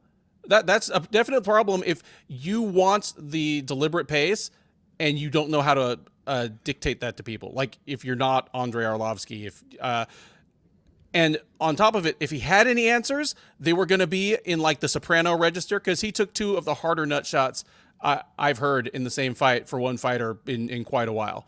Like I do enjoy when he got a point taken from him. He got like pissed off, and I'm like, is that all I had to take? Like you get pissed off? Well, why don't you get pissed off in the first 10 seconds of the fight? Like, yeah. Yeah, I just love that I was like, oh, okay. And he just turned up the volume, and then he put Pickett away. Tulane has a dog in him, and Pickett does not have a dog in him. No. Tululian, sorry. No. I'm not correcting your pronunciation at all. Like I've been tripping over it all night. Just he's a Russian who doesn't fight like a Russian. He fights like an old school Brazilian. Like he fights like one of the second tier like shooter box guys. He fights like, you know, Cyborg Santos or Ninja Hua or something. Ninja, yeah. You know. Oh, he might fight like how they say the Mexicans fight, where they all stereotype all the Mexicans as like get right in your face and kind of bomb the body. And yeah, you're right. He doesn't fight like your traditional Mexican. Before that, holy shit. Chris Barnett versus Jay Collier. I'm gonna do this. So Barnett won by second round TKO. Sure did. Let's just pause on Barnett because we'll talk about Barnett in a second. Jay Collier, to me, I truly believe this. He weighed in at 265 on the dot. If he lost about 25 pounds, which doesn't look like that'd be that hard for him, I really think he'd be one of the better heavyweights in the UFC. I 100% agree with you. I mean, this ended, weirdly and in a flash, and I don't want to take anything away from Chris Barnett, because that was a stunningly fast, escape and back take once they were on the ground. I spoke on the preview about how shockingly fast Collier was on the ground against Chase Sherman, and then Barnett made Collier look like he was just stuck in wet cement. And I think that right there would have been mitigated by Collier weighing in at 250, 245, which he clearly can do. He used to weigh 185. This guy used to weigh 185, and he sucked down a lot to do that. Then he was 205. He was still ripped at 205.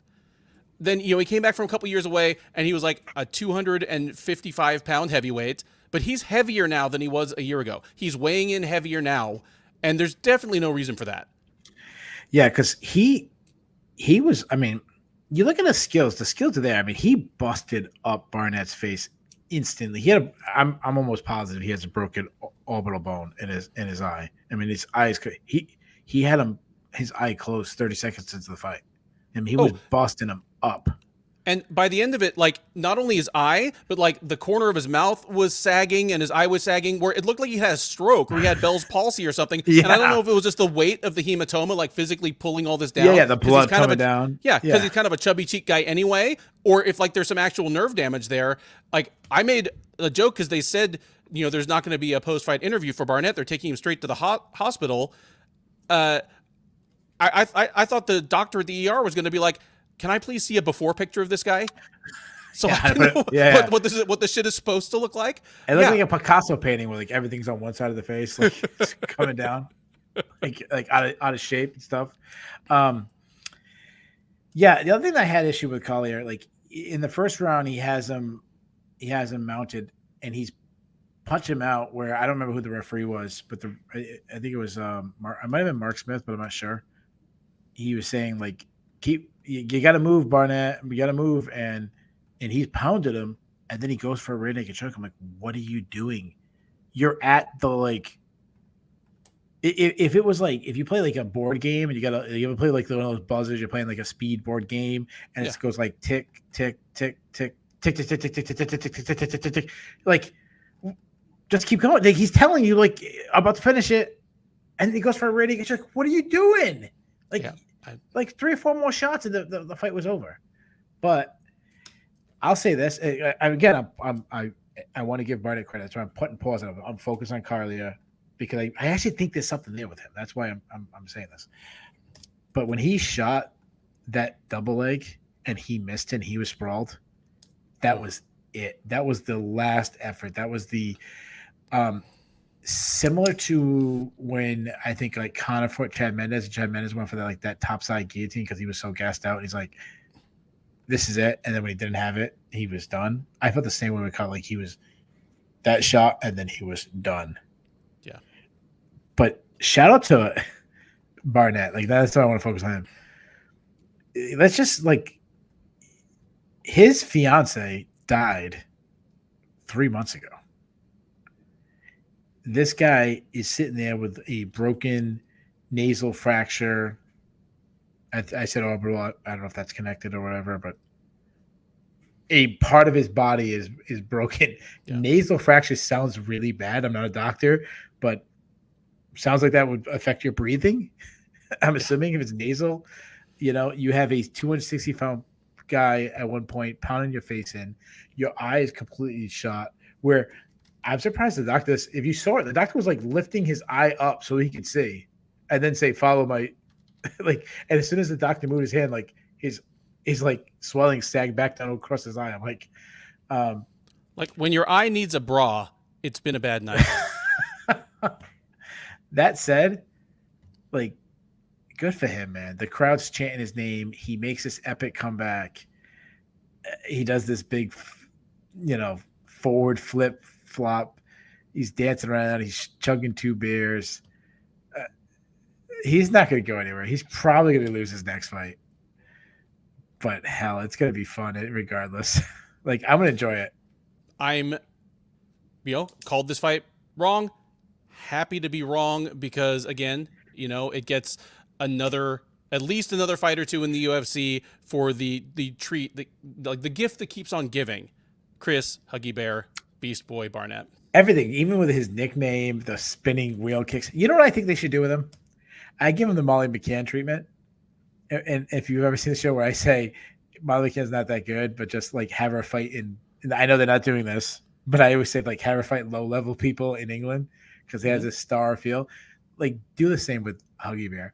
Just find the worst heavyweights and just like have him be the can crusher. Yeah. Where he just fights just jobbers. Yeah, Remember they used to do that in WWF? You always knew who was going to win. Could be like, oh, here's Demolition, and they're taking on like Iron Mike Shop and the Brooklyn Brawler, and you're like, oh. No, like the opposite of Gatekeeper. Like let him be the Grim Reaper. Like before you can get cut from the UFC heavyweight division, you have to lose to Chris Barnett. So just line up. I'm going no. I'm going worse than that though. Like I'm saying, bring in guys who have no business to be in the UFC, and everyone knows it, but it'd just be fun as hell. And he keeps winning. Every heavyweight that wins on the Contender Series goes to the UFC. Every heavyweight who loses fights Chris Barnett in the UFC. No, I'm going like lower than that. I'm like the guy who lost. Okay, so like we're talking about me at this point. I'm talking I gotta fight Chris Barnett. Yeah, like 0-2 heavy, like you're 0-2 heheavyweight, 0-2 amateur heavyweight. Oh, guess what? You just got signed to the UFC to fight Chris Barnett. Like I'm going. Like think about like when Butterbean was on the what was it called? The tough guy. What was the tough guy kickboxing? What did they call them? Remember, it was what Butterbean used to do. It wasn't like regular boxing. It was like tough man competition. Yeah. No, I thought that's what you were saying. He did tough man competitions. Okay, yeah. Do you remember like you did a tournament and then you made it to Butterbean? Like I want those guys. I want the tough man competition guys.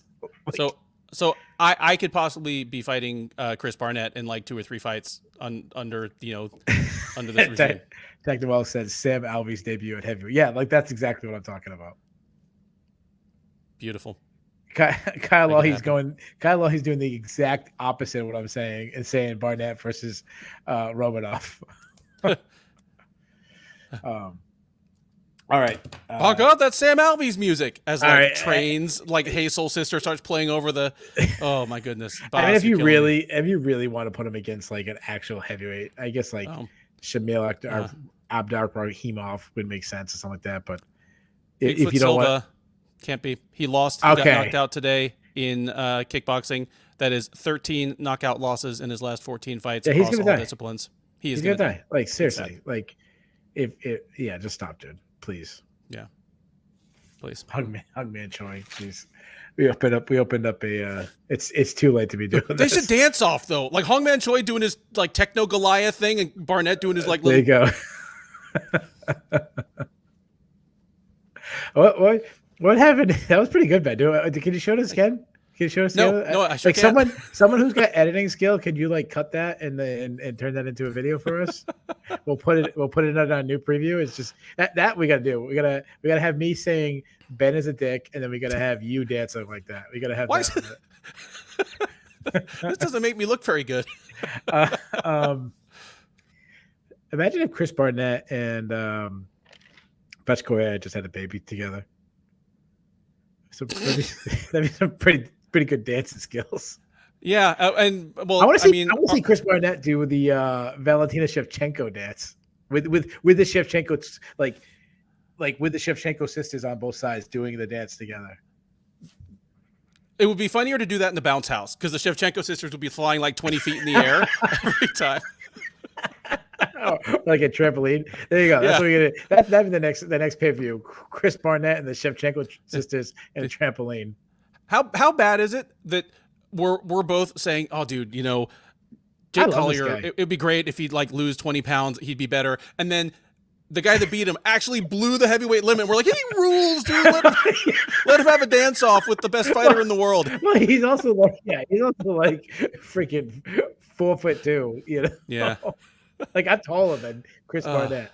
Dude, how are we talking about like Chris Barnett and Betch Kohea, and it's the perfect segue into the lowest center of gravity and lowest fight IQ in the women's divisions. Yeah, Noma Dumont took on Danielle Wolf. Danielle Wolf, I'll say this about her: she's playing catch up, and she's learning on the job. And from what they say she's entering jiu-jitsu tournaments and she's training everywhere. And she's 37 and she's playing catch up. You just can't do that. She's not 27. Nope. That said, she's a top 5 featherweight. she's 1-1. I'll say this. Norma Dumont looked really good. I'm kind of giving her, well, I would say I'm giving her a pass on her last fight. I think something was wrong with her in the last fight because 39. I'm sorry. She was 37 on the Contender Series. I'm sorry, Bess. Yeah. She's 39 now. So even worse. I apologize. Norma Dumont, she looks really good. Her hands look sharp. She had power. And, I don't want to get too technical because it's almost 2:30 in the morning, but a lot of the stuff that works in boxing does not work in MMA. MMA boxing is different. You can't pillar. You can't turtle. You can't even the people who roll, you can't really roll. It doesn't work. Nope. And Daniel Wolf learned that. But also besides the defensive things, it's also Norma Dumont kicking her legs, which zaps her power, which zaps her movement, which changes her timing. It definitely affects you. Plus, don't forget, one reason why the rolling doesn't work is the way you stand in boxing. You stay on a more of a bladed stance where your front leg is looking like almost on a 45 degree, so your shoulder is leaned out in front of you more, so you can deflect with the shoulder a little bit. You can't do that in MMA. You do that, you're gonna get leg kicked to hell, or you're gonna get snatch single takedown. So like this, the whole footwork, the most fundamental thing of boxing is taken away. Yeah, I mean, completely agreed there. It's why the boxers that pillar just don't work well. Ones that parry punches seem to do better. Well, head movement is the best thing, or actually not being there. Yeah, yeah, footwork's even better. But yeah, slipping. But yeah, the lowest level, you go down the level of defenses. The lowest ones are pillaring and right above that rolling. It's just, it doesn't work. Noma looked good, but does her stock raise at all? No, it does not. This is the absolute bare minimum she could do against Danielle Wolf to not lose stock. Like the worst you are supposed to do against a 1-0 39-year-old woman is 30-26. That's the bare minimum. She should have finished this thing in the first round and a half. I tweeted during the fight, this is like Randy Couture versus James Toney. If Couture did a pinky swear not to wrestle for at least the first round and a half of the fight, and if it was a possible title eliminator. And those two differences do not make this fight better. Like, why did Dumont not start wrestling until halfway through the fight? Was she trying to prove something? Yeah, it's funny because they asked her about that, and then her answer was like, yeah, your hands look really good. Like, is that was your game plan? And then she goes, yeah, I wanted to teach her jujitsu. Like she didn't get the question at. None of you, I know you don't really listen to the volume. Like it was like her answer was the complete opposite of what they asked her. Yeah, but Norma Dumont's treasure. I think it was a lot of risk for her with not much reward. Yeah, but she made it riskier than it needed to be. Yeah, but she still dominated. I'll give it that. No, yeah, dominated. Like, again, 30. I couldn't believe 2 of the judges gave it a 30-27. Like, it was at least a 30-26. At least the second round was a 10-8. Maybe the third round, too. Yeah. I mean, she knocked her down cleanly twice in the second round. Yeah, I know. That's why I think her stock raised a little bit, because she did have success on the feet with the area that she wasn't supposed to have success with the more decorated boxer. I know there's some comments about Danielle's looks. she's a very pretty girl. I just want to throw this out there. She doesn't wear makeup. Yeah, it's They're permanent. actually It's tattooed. tattoo Permanent tattoo stuff. Yeah. That's the most interesting thing I found out about her on when I was doing the previews of the Contender Series. So I used to keep tweeting that out. A lot of interviews I've seen with David Ruff, she's really likable though. She's one of these ones like I wish she was better because she's very likable. I think Ben froze. Are you froze, Ben? I think I lost Ben, so I'll just keep talking here. Maybe hopefully he'll get back here, or maybe I'm lost. If you guys are in the chat, if I'm lost, or you wouldn't be able to answer this, but tell me I'm not. Maybe Ben is frozen and not. Hopefully it's not me. I'm just gonna keep talking. Chad Ailhandler took on Alatong Haley. Haley looked fantastic. Slipping punches. I'm gonna take Ben out of here. Maybe that'll let me. Unfortunately, there's no way for me to not. I'm gonna have that divider until Ben comes in. Sometimes he loses his Wi-Fi. That happens when we go live. And I'm messing it all up now. Chad and Helliger took on Alatang Haley. Haley looked fantastic. I mean, he was slipping in and out of range, landing shots, accuracy, power. The thing that stands out to me about Alatang Haley is that he's just an absolute different fighter since joining Fight Ready. He's looked really good, a nice little run. That's all I have to really say about this. I think I can bend back. There you go. Yeah, there you go. He's back. That. That's all right. I just kind of wrapped up with, I did real quick on Alatang Haley. All I just said is he looked amazing. And since going to Fight Ready, he looks like a completely different fighter. He looks better each performance. Can I rant about something? Go ahead. Normally, I don't go in for criticizing Bruce Buffer. You know, it's kind of like the ring card girls. It's it's set dressing. It's part of the pageantry. Sure. It's kind of like the body at Awake. You know, you need one. You know, just don't fuck it up too bad. But he butchered Alatong Haley's name. He still doesn't know whether Li or Jingliang is the surname. You know, his name is Li Jingliang. Li is his family name. You know, they say it opposite. It's always opposite. Yeah, It'd be like if Duffy Benjamin. Which, you know, kind of like, Japanese magazines used to say Emelianenko Fedor. You know, like, yeah. Like, how can you not get that? Like, 80% of your job is getting people's names right. Like, that's all you have to do. Like, how can you not get the name of a Chinese fighter who must have 15 fights in the UFC right still? Like, how can you not pronounce Derek Cleary's name correctly still? You've said his name 100 times, 200 times. It's your only fucking job. Like, just to say people's names right. I don't get it. You're like, how many? I can't jump in because I butcher these guys' names all the time. But your job isn't to say people's names right. You have another function than to wear like Golden Girls like tuxedos and say, Arena Aldana, like, just dude is massacring names left and right. I don't get them perfect either, but I try. And I guarantee you try. You put way more effort in pronunciation for our previews than I do because I usually copy whatever you say. And if there are any of these that I've said dozens of times or hundreds of times, I damn well have them right now. Sure. Like I don't get it at all. That's the last I'll say about that. Sorry about that. Yeah, it's like the Habib Nurmagomedov. Like his name was pronounced wrong, or everyone pronounced it different ways for the longest time. And then when John Anik was saying it, like everyone trusts John Anik. Mm-hmm. So we listen. My one thing with Buffer, and that I really hate besides pronunciations, is I hate when he reads a scorecard where it's the splitter. I hate when he kills the suspense. Like if two people fight and the first round could go either way, the second round could go either way, but the third round is clearly one for one fighter.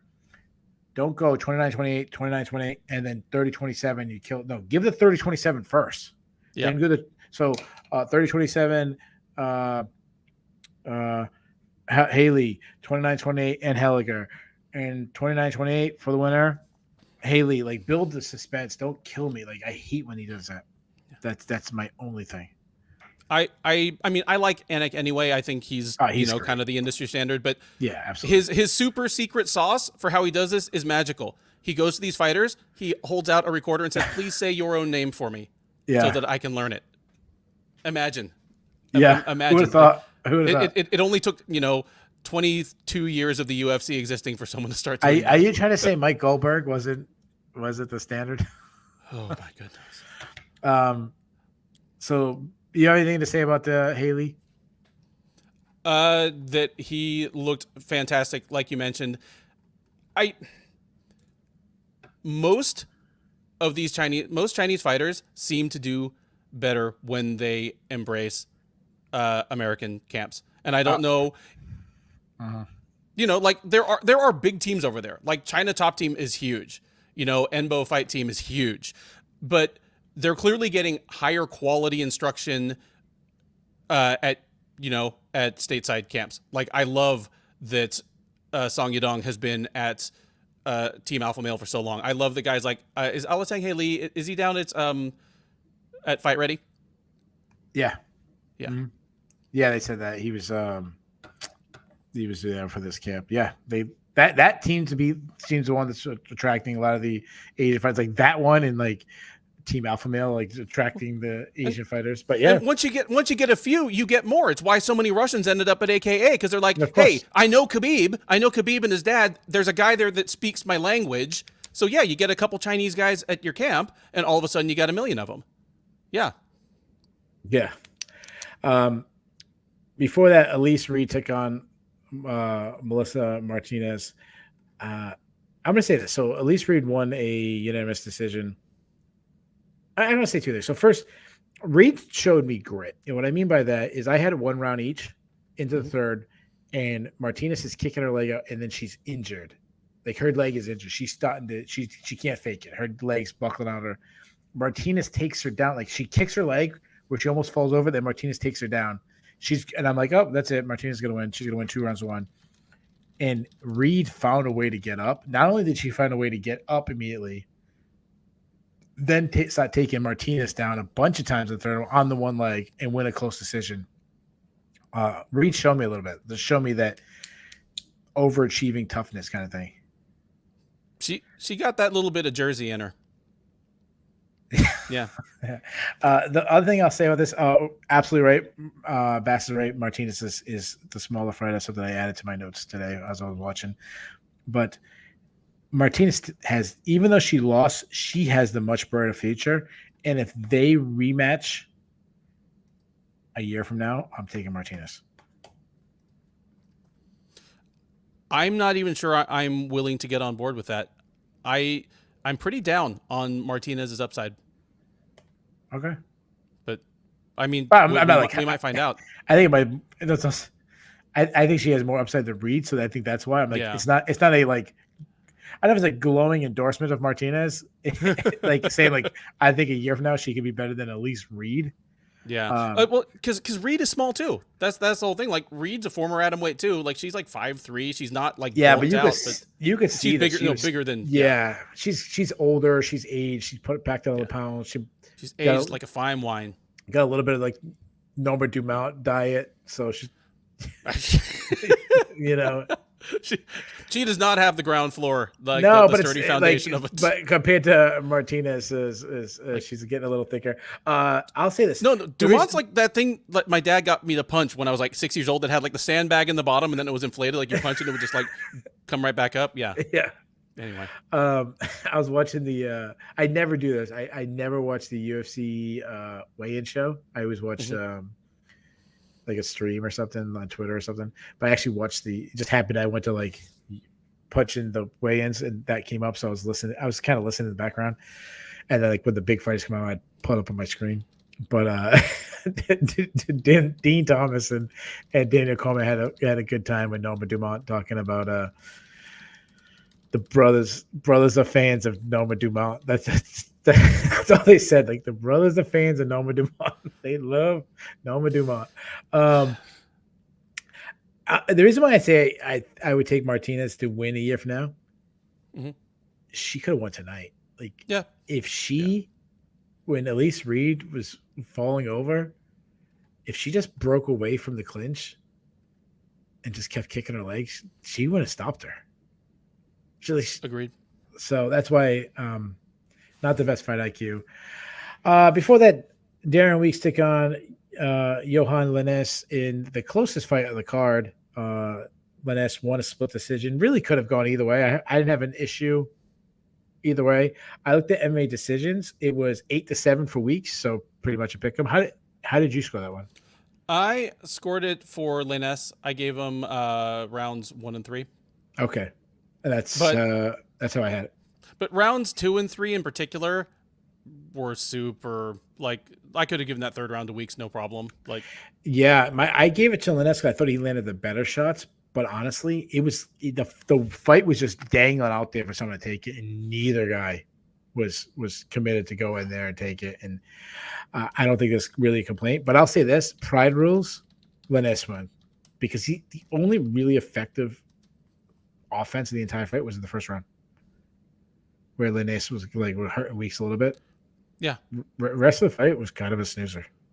Complete snoozer. First round was kind of exciting, and I thought Lines like clearly won that one. And if it kept going like that, I figured he was going to get the finish. We both picked Lines by round 2 KO, so I felt pretty good about that going out of the first. But then, yeah, that fight fizzled real fast. They seemed really tired, and that's a sign of kind of low level right there. You know, like at welterweight, if you have a prayer of getting into the top 20 at welterweight, you need to have at least a decent gas tank. Yeah. And the way he fights, he loads up and everything. Like, there's a lot of things I don't like. He was telegraphing. DC pointed that out. Shout out to Papa Chuck. Love that name. He said that Leach got robbed this week. I'll say this, like, kind of transition to this fight. The people who are upset about Weeks I didn't see a lot of people saying, well, I'll say this. I didn't see people that I respect on Twitter saying like, oh, yeah, you know what I mean? Mm-hmm. Yeah. Saying, oh, this guy got robbed. Like, I didn't see that for this one. If I was comparing them, I would go with Leach got robbed. Though I don't think he was robbed. I think the fight was close. I think you could make an argument for Danny Rodriguez, but it was 19-2 on MMA decision. So again, I won't say robbed, but I did think Leach won. Yeah, same. So there you guys have it. We've covered all 13 fights, even the changes. Let's do the fun stuff. Do we have the awards, Ben? Do we know? We have the awards. I imagine by now, like most people, you know, in our chat, most people and anyone watching this on replay, you know, tomorrow or later, know what they were. So I'm more tempted to say, let's throw out what you would have given the awards to. But we have 4 performances, no fight. I have no idea. What would you say? 4 performances? 4 performances, no fight of the night. Ooh, that throws a curveball. Okay. So in the chat, Nate's getting an award. Yeah, in the chat, let us know if you have to give 4 performance bonuses, whom you'd give them to. All right, I'll go Nate Diaz. Okay. I'll go Johnny Walker. Okay. I'll go Irene Aldana. Okay. And I know Chimaev can't get one because he missed weight. Right. I'm stuck between 2. I know Adonis getting one because of the way the knockout is, even though I might have. Diaz is definitely getting one. Aldana is definitely getting one, and I would give them one. Walker, I'm stuck between Arosa and Tululin. Oh, no. Oh, he can't get an award. I was going to say the Huggy Bear, but he missed weight. Yep. I'll give it to my boy Arosa. Okay, cool. I actually agree with the official awards. They gave performance of the night bonuses to Nate Diaz, Irene Aldana, Johnny Walker, and Jailton Almeida. Yeah. The reason why I looked at Almeida, and obviously he has probably the most dominant performance. My one issue with it is he's a much bigger guy. Yeah. The guy's moving up in weight. He also not only is he moving up weight to fight him, he's the fill in on a week's notice. Yeah. Yeah, I totally his stock didn't go up. I mean, no. Well, I guess his stock goes up in the sense he did what he was supposed to do. So that goes up a little bit. Mm-hmm. But yeah, unfortunately, my boy my boy Barnett and Collier would have been. They would have won fight of the night. Yeah, I actually think they should have gave it to him, and don't screw Collier. But they're not afraid to do that. I mean, Julian Erosa won fight of the night in his last fight against what's his name, Superman tattoo chest, and Steven Peterson, and he got both halves of the bonus. It's why he went out and bought a house, because he got his purse, his win bonus, 30% of Peterson's purse, and $100,000 for a fight of the night. So apparently, just Dana didn't think there was a fight of the night. But I'm fine with those performance bonuses. If they had been eligible, Chimaev and Barnett certainly would have deserved them. Yeah, but they weren't. Yeah, I think Barnett and Collier should go that. And it's funny when you think about Chimaev got so much hate for missing weight, and Barnett is getting his name chanted. No one says like, what would have happened if he had to suck another pound and a half? Maybe Collier finishes him. Maybe he's a little more tired. Yeah, maybe. So, all right, let's get to the fun stuff. The Bulls and the Bears, the cut list. You want to do the negatives first? Yeah, let's go ahead and do the negatives. All right, so we'll do the cut list. I have for my cut list, I have 2 names. I have 2 names as well. All right, so the way we do the cut list, if both me and Ben have the same names on our list, we say to the UFC, you have permission to fire this person and make room for us. I have Darren Weeks. Yes, Darian Weeks is 0-3 in the UFC. He's lost to a middling welterweight. He's lost to a very good welterweight, and he's lost to a marginal welterweight. There's nowhere that he's been even particularly competitive. I mean, this one was competitive, but Yeah. And a lot of people think he won, but he still has to get his hand raised. 0-3. Wasn't a fun fight. No. The other guy I have is Jamie Pickett. He's 2-4 in the UFC. He's lost 2 in a row. Just not look good. He looks like a regional fighter to me. Yes, I'm completely on board with you there. A couple of the other people. Let's see for the cut list. Bass says Weeks and Wolf. He cuts Wolf. Yeah, I get that, but that division. Wolf might never fight. Wolf might just retire. We don't know. Yeah. Alan McDonald's says Jamie Pickett, Kudalaba on his list. I thought about Kudalaba. Papa Chuck goes with Anheliger and Collier. Anheliger he's only on a 1-fight losing streak. And Collier, Collier's on a 2-fight losing streak now. The issue with Collier is his opponent miss weight. I hate punishing guys when their opponent miss weight. Again, at heavyweight, not as big of a difference than other weight classes. He also cuts Pickett, which makes a lot of sense. James Scott cuts Weeks, Pickett, and Ferguson. I apologize. I don't know who said this earlier. If Ferguson did get cut, say this is his last fight, how quick does PFL pick him up? I mean, he's in for next year. Maybe they even get him a teaser fight at their finals at the end of October. Yeah. The other thing about it, he was in the main event. Like, you got to cut a guy that was in the main event. He was in the main event. It was switched up at the last minute. That's another good point. I mean, it was switched to an easier fight on paper. That's a good point. Yeah. But no, I mean, J-Sax asked, how many losses will Tony need in a row to make my cut list? Yeah. If I am pretending I'm the UFC here, I'm holding on to him until I think he has no appreciable value to my competitors. Like, I don't like that. It makes me feel yucky on the inside to say it, but if I'm pretending to be the UFC, I'm letting him just run all the tread off his tires like BJ Penn, or Sam Alvey. That's exactly how if I'm running the UFC until other fighters don't get rubbed for beating him. Yeah. Yeah. Like, I still think he can give up like a Rachmanov some rub. Yeah. Like, he is 0-5. We get it. The UFC refusing to give any more fights to Chuck Liddell, that was the exception and the outlier because there was actual personal friendship going way, way back. I mean, Chuck and Dana were friends before Dana was even involved with the UFC, so yeah. Yeah. Yeah, I get that. So Damn, Kyle Johnson said Tony would probably go to bare knuckle boxing. Yeah, God, I hope not. All right, let's do the Bulls list. The Bulls and the Bears are a stock market reference.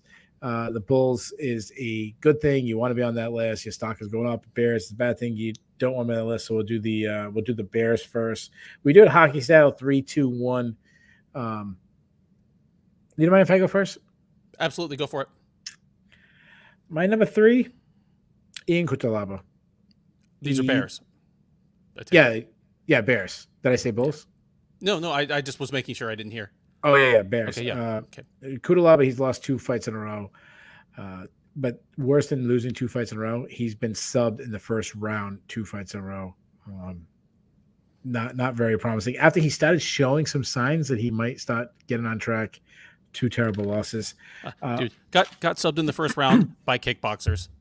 I mean, Ryan Spann and Johnny Walker are, anyway, go ahead. Yeah. My number 2 is more decorated strikers. And what I mean by that is we had 3 matchups where the fighter that had the better kickboxing credentials, one was Melissa Martinez, a world champion in kickboxing, whatever that means. Daniel Wolf, the near Olympian in boxing, and Hakeem Dawodu, another world champion in kickboxing. Not that they lost, but all 3 of them got beat up on the feet. At least Reed dropped. Melissa Martinez, Daniel Wolf got dropped twice. Hakeem Dawodu got dropped. Not a good showing for decorated kickboxers or kick strikers, I should say. And my number 1, I thought about putting Chimaev on there, but I think going to a villain actually, he got a lot of rub this weekend, even though he probably lost himself a title shot. But I'm going to go with Tony Ferguson. He got an easier fight. He's lost 5 fights in a row. He looks absolutely sorry about that. He looks as shot as any fighter I can remember in recent history. So he's my number 1 Bear. Who's on your list? Okay. My number 3 actually is Khazmat Chimaev.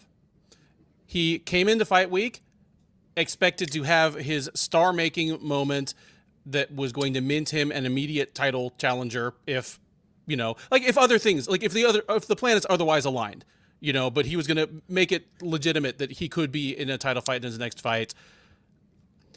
After he missed weight,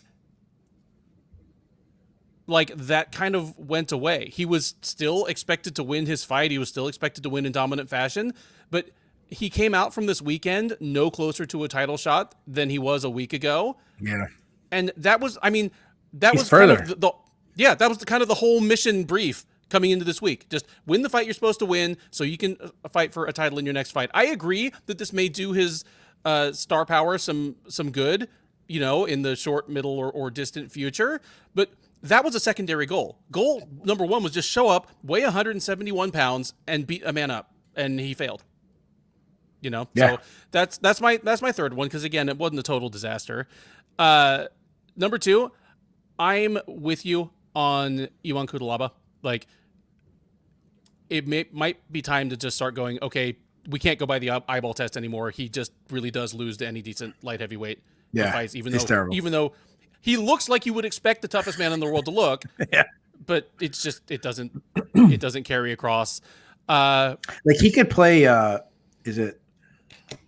This is where I don't show my superhero knowledge. Is it not fantastic? Is it Fantastic Four or with the little raccoon? You know Guardians of the Galaxy. Guardians of the Galaxy, right? Is that the one where one of the guys is blue and shit? Yeah, it's Dave Bautista, the wrestler that plays him, that plays Drax. Yeah. If they do a remake one day, that could be absolutely. Yeah, he's built like a superhero, but he doesn't play that fight guy like one. Yeah. Yeah. Doesn't fight like a superhero, sadly. Number 1, the whole card. I mean, we had a questionable card on paper coming into this. We one screw up by Chimaev threw everything out of order. Other people kind of, made sacrifices. I'm sure they were compromising. They were they were compensated sacrifices. But what we ended up with, I mean, was more interesting in the moment, but we learned less. Fewer things of consequence actually happened in divisions. I mean, you're on the Sherdog rankings panel, same as me. There was basically no conversation. We're like, well, this fight took place at 180. It doesn't count. This one took place at 180. Doesn't count. Like almost nothing mattered here division-wise. And entertaining, funny, like eye-opening, yes, but we expect more than that for $75. So yeah, like UFC 279 is my biggest bear. Yeah, while you mentioned that, someone who I'm not gonna put him on the Bulls of the Bear list, but Kevin Iole got a lot of shit for one of his tweets where he was giving the UFC the brass a lot of credit for, like, said something like, "Wow, amazing job! Like only they could do such a job like this," and never once mentioned the fighters who really made the sacrifices. So yeah, he got murdered by people. He got murdered, and he got murdered in the retweets because, like a punk, he closed replies because he knew that this was him just polishing UFC knob, and like fans were going to kill him for it. So yeah, he put it out there and he made it. He closed the replies, so everyone had to retweet him to get any word in. But the best. Like the best reply I saw was someone saying Kevin Iole is the kind of guy that would like have a successful heart surgery, sit up, like look around at the surgical team and be like, man, this would not have been possible without the CEO of this hospital. yeah. Like just ignoring the doctors and nurses that like actually saved your fucking life. Some of the listeners, Luke Wilson, his bears are Ferguson, Collier, and Helliger. Kyle Johnson, Ferguson, Kudalaba, and Dawodu, Bass, Tony, Collier, and Dawodu, higher low, Hakeem, UFC, and Chimaev. Juice X goes with, I apologize if I'm saying his name wrong, Dawodu, Shazan, and Chimaev. That's another thing about Dawodu. He did miss weight too. Technical Wealth goes with the going with Chimaev, Collier, and Wolf. He said he'd give Tony a few more fights. So, all right, let's go to the Bulls. These are the people who had a really good night. Again, we do a 3-2-1 style. I'm going to go with our boy, number 3, Julian Erosa. I know you were going to have him on your list. Oh, I'm sorry. I should have let you go.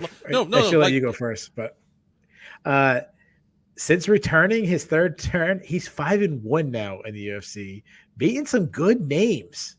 This was a huge win. I mean, Hakeem Dawodu was talking about on the media day that he had ranked fighters' names that he was going to call out, saying that he deserved a ranked fighter. He was like shunning, like, oh my God, this guy has never faced a striker like me. And he should have to give that list of ranked fighters to Julian Erosa now.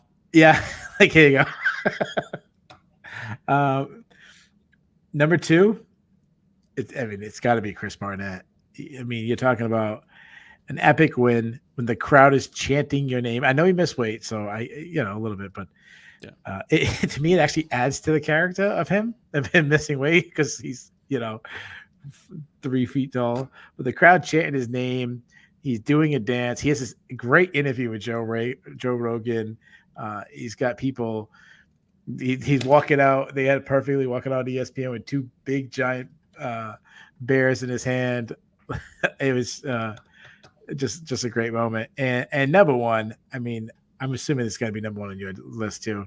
It's got to be Nate Diaz. I mean, on his way out the door, he wins in the main event of a UFC pay-per-view in 2022, getting a submission win over a guy, as far as I remember, has never been submitted in the UFC, in Tony Ferguson. You couldn't have written a better way to go out. The only way would have been better if he beat Chimaev when he did it. But let's not get unrealistic. So Nate, do you have some Bulls for us? Yes, I agree with you on Erosa, so I won't even repeat that. Number 2, Johnny Walker. I mean, he won a fight and fought a good fight to do it.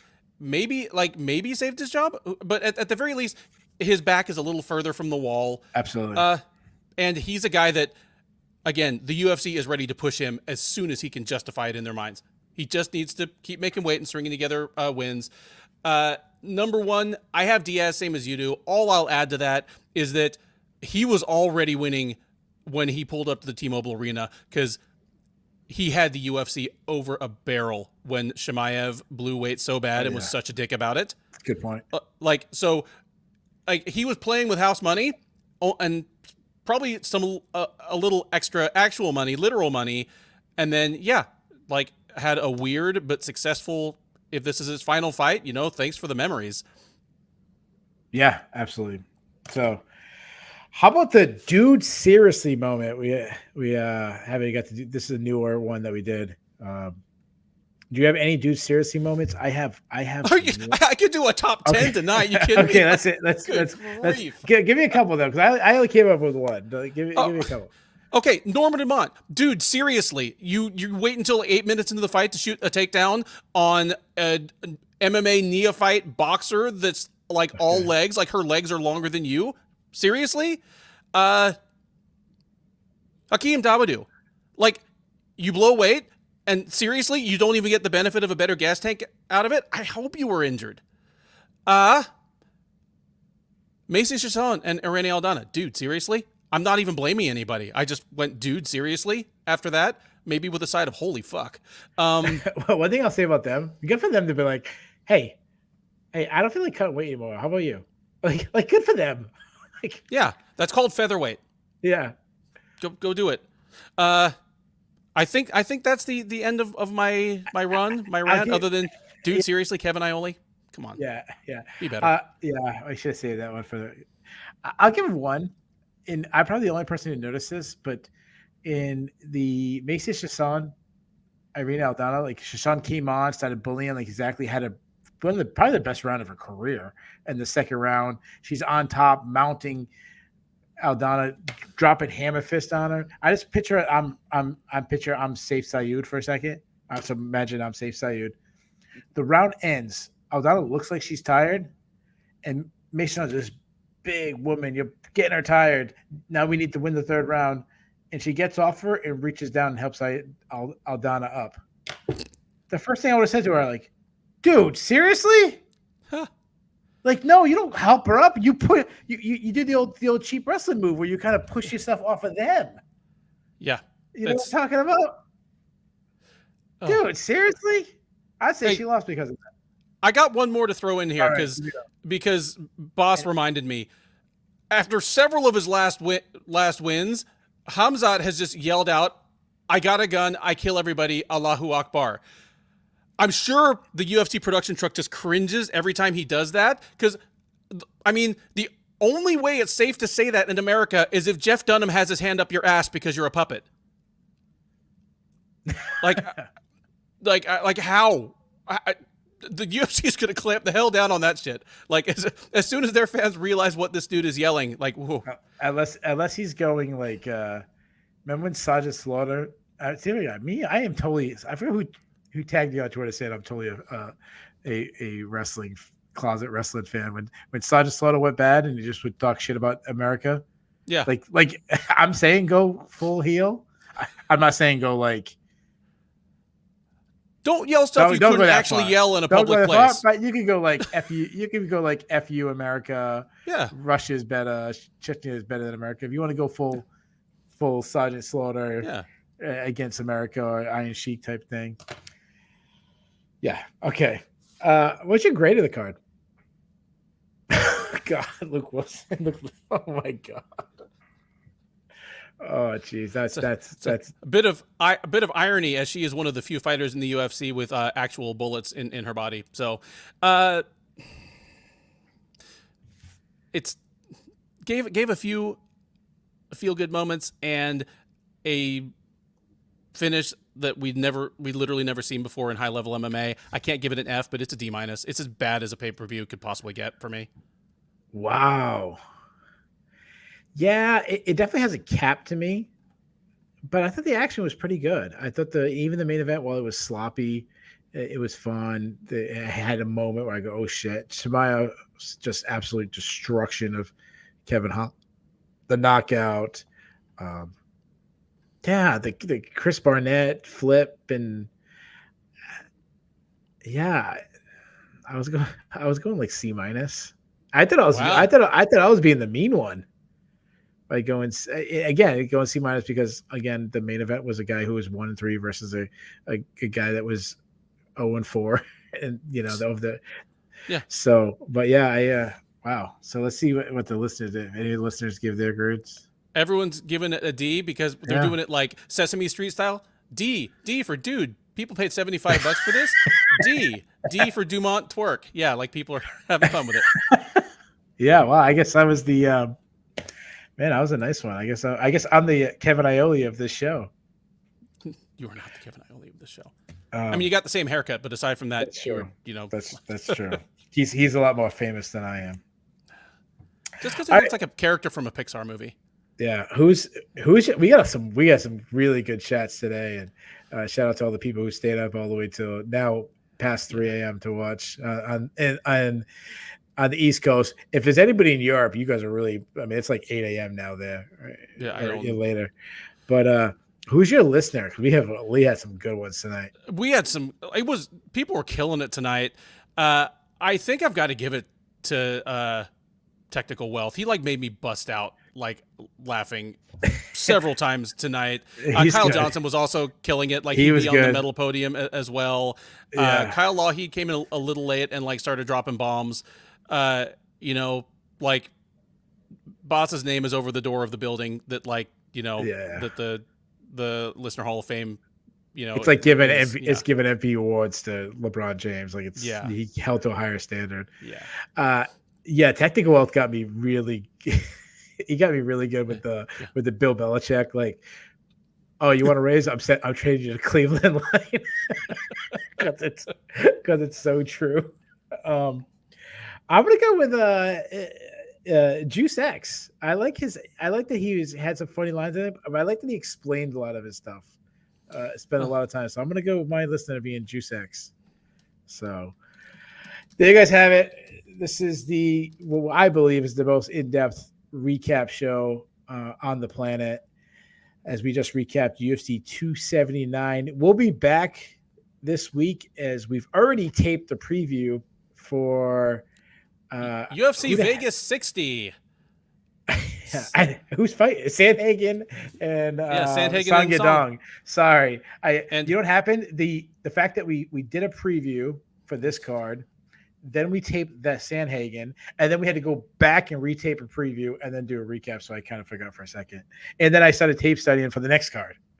So here's hoping that no major fights fall off this one that we need to come in and re-record like a segment. Hopefully, because this thing was 15 fights, like the UFC Vegas 61 coming up. So we'll be we already the preview will be out Monday, and we'll also be recapping all that next week. Ben, I got one more last question to you. Week 1 NFL. Who wins the Super Bowl this year? Don't know. Like I can't even make.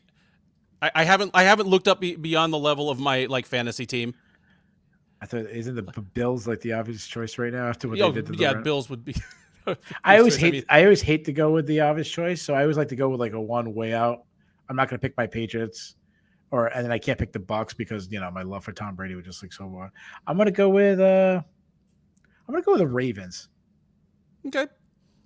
The Ravens were my. Yeah, I don't mind the Ravens. They're okay. So there you have it. Hopefully that prediction was better than my predictions tonight. So you guys have it. We'll see you next week.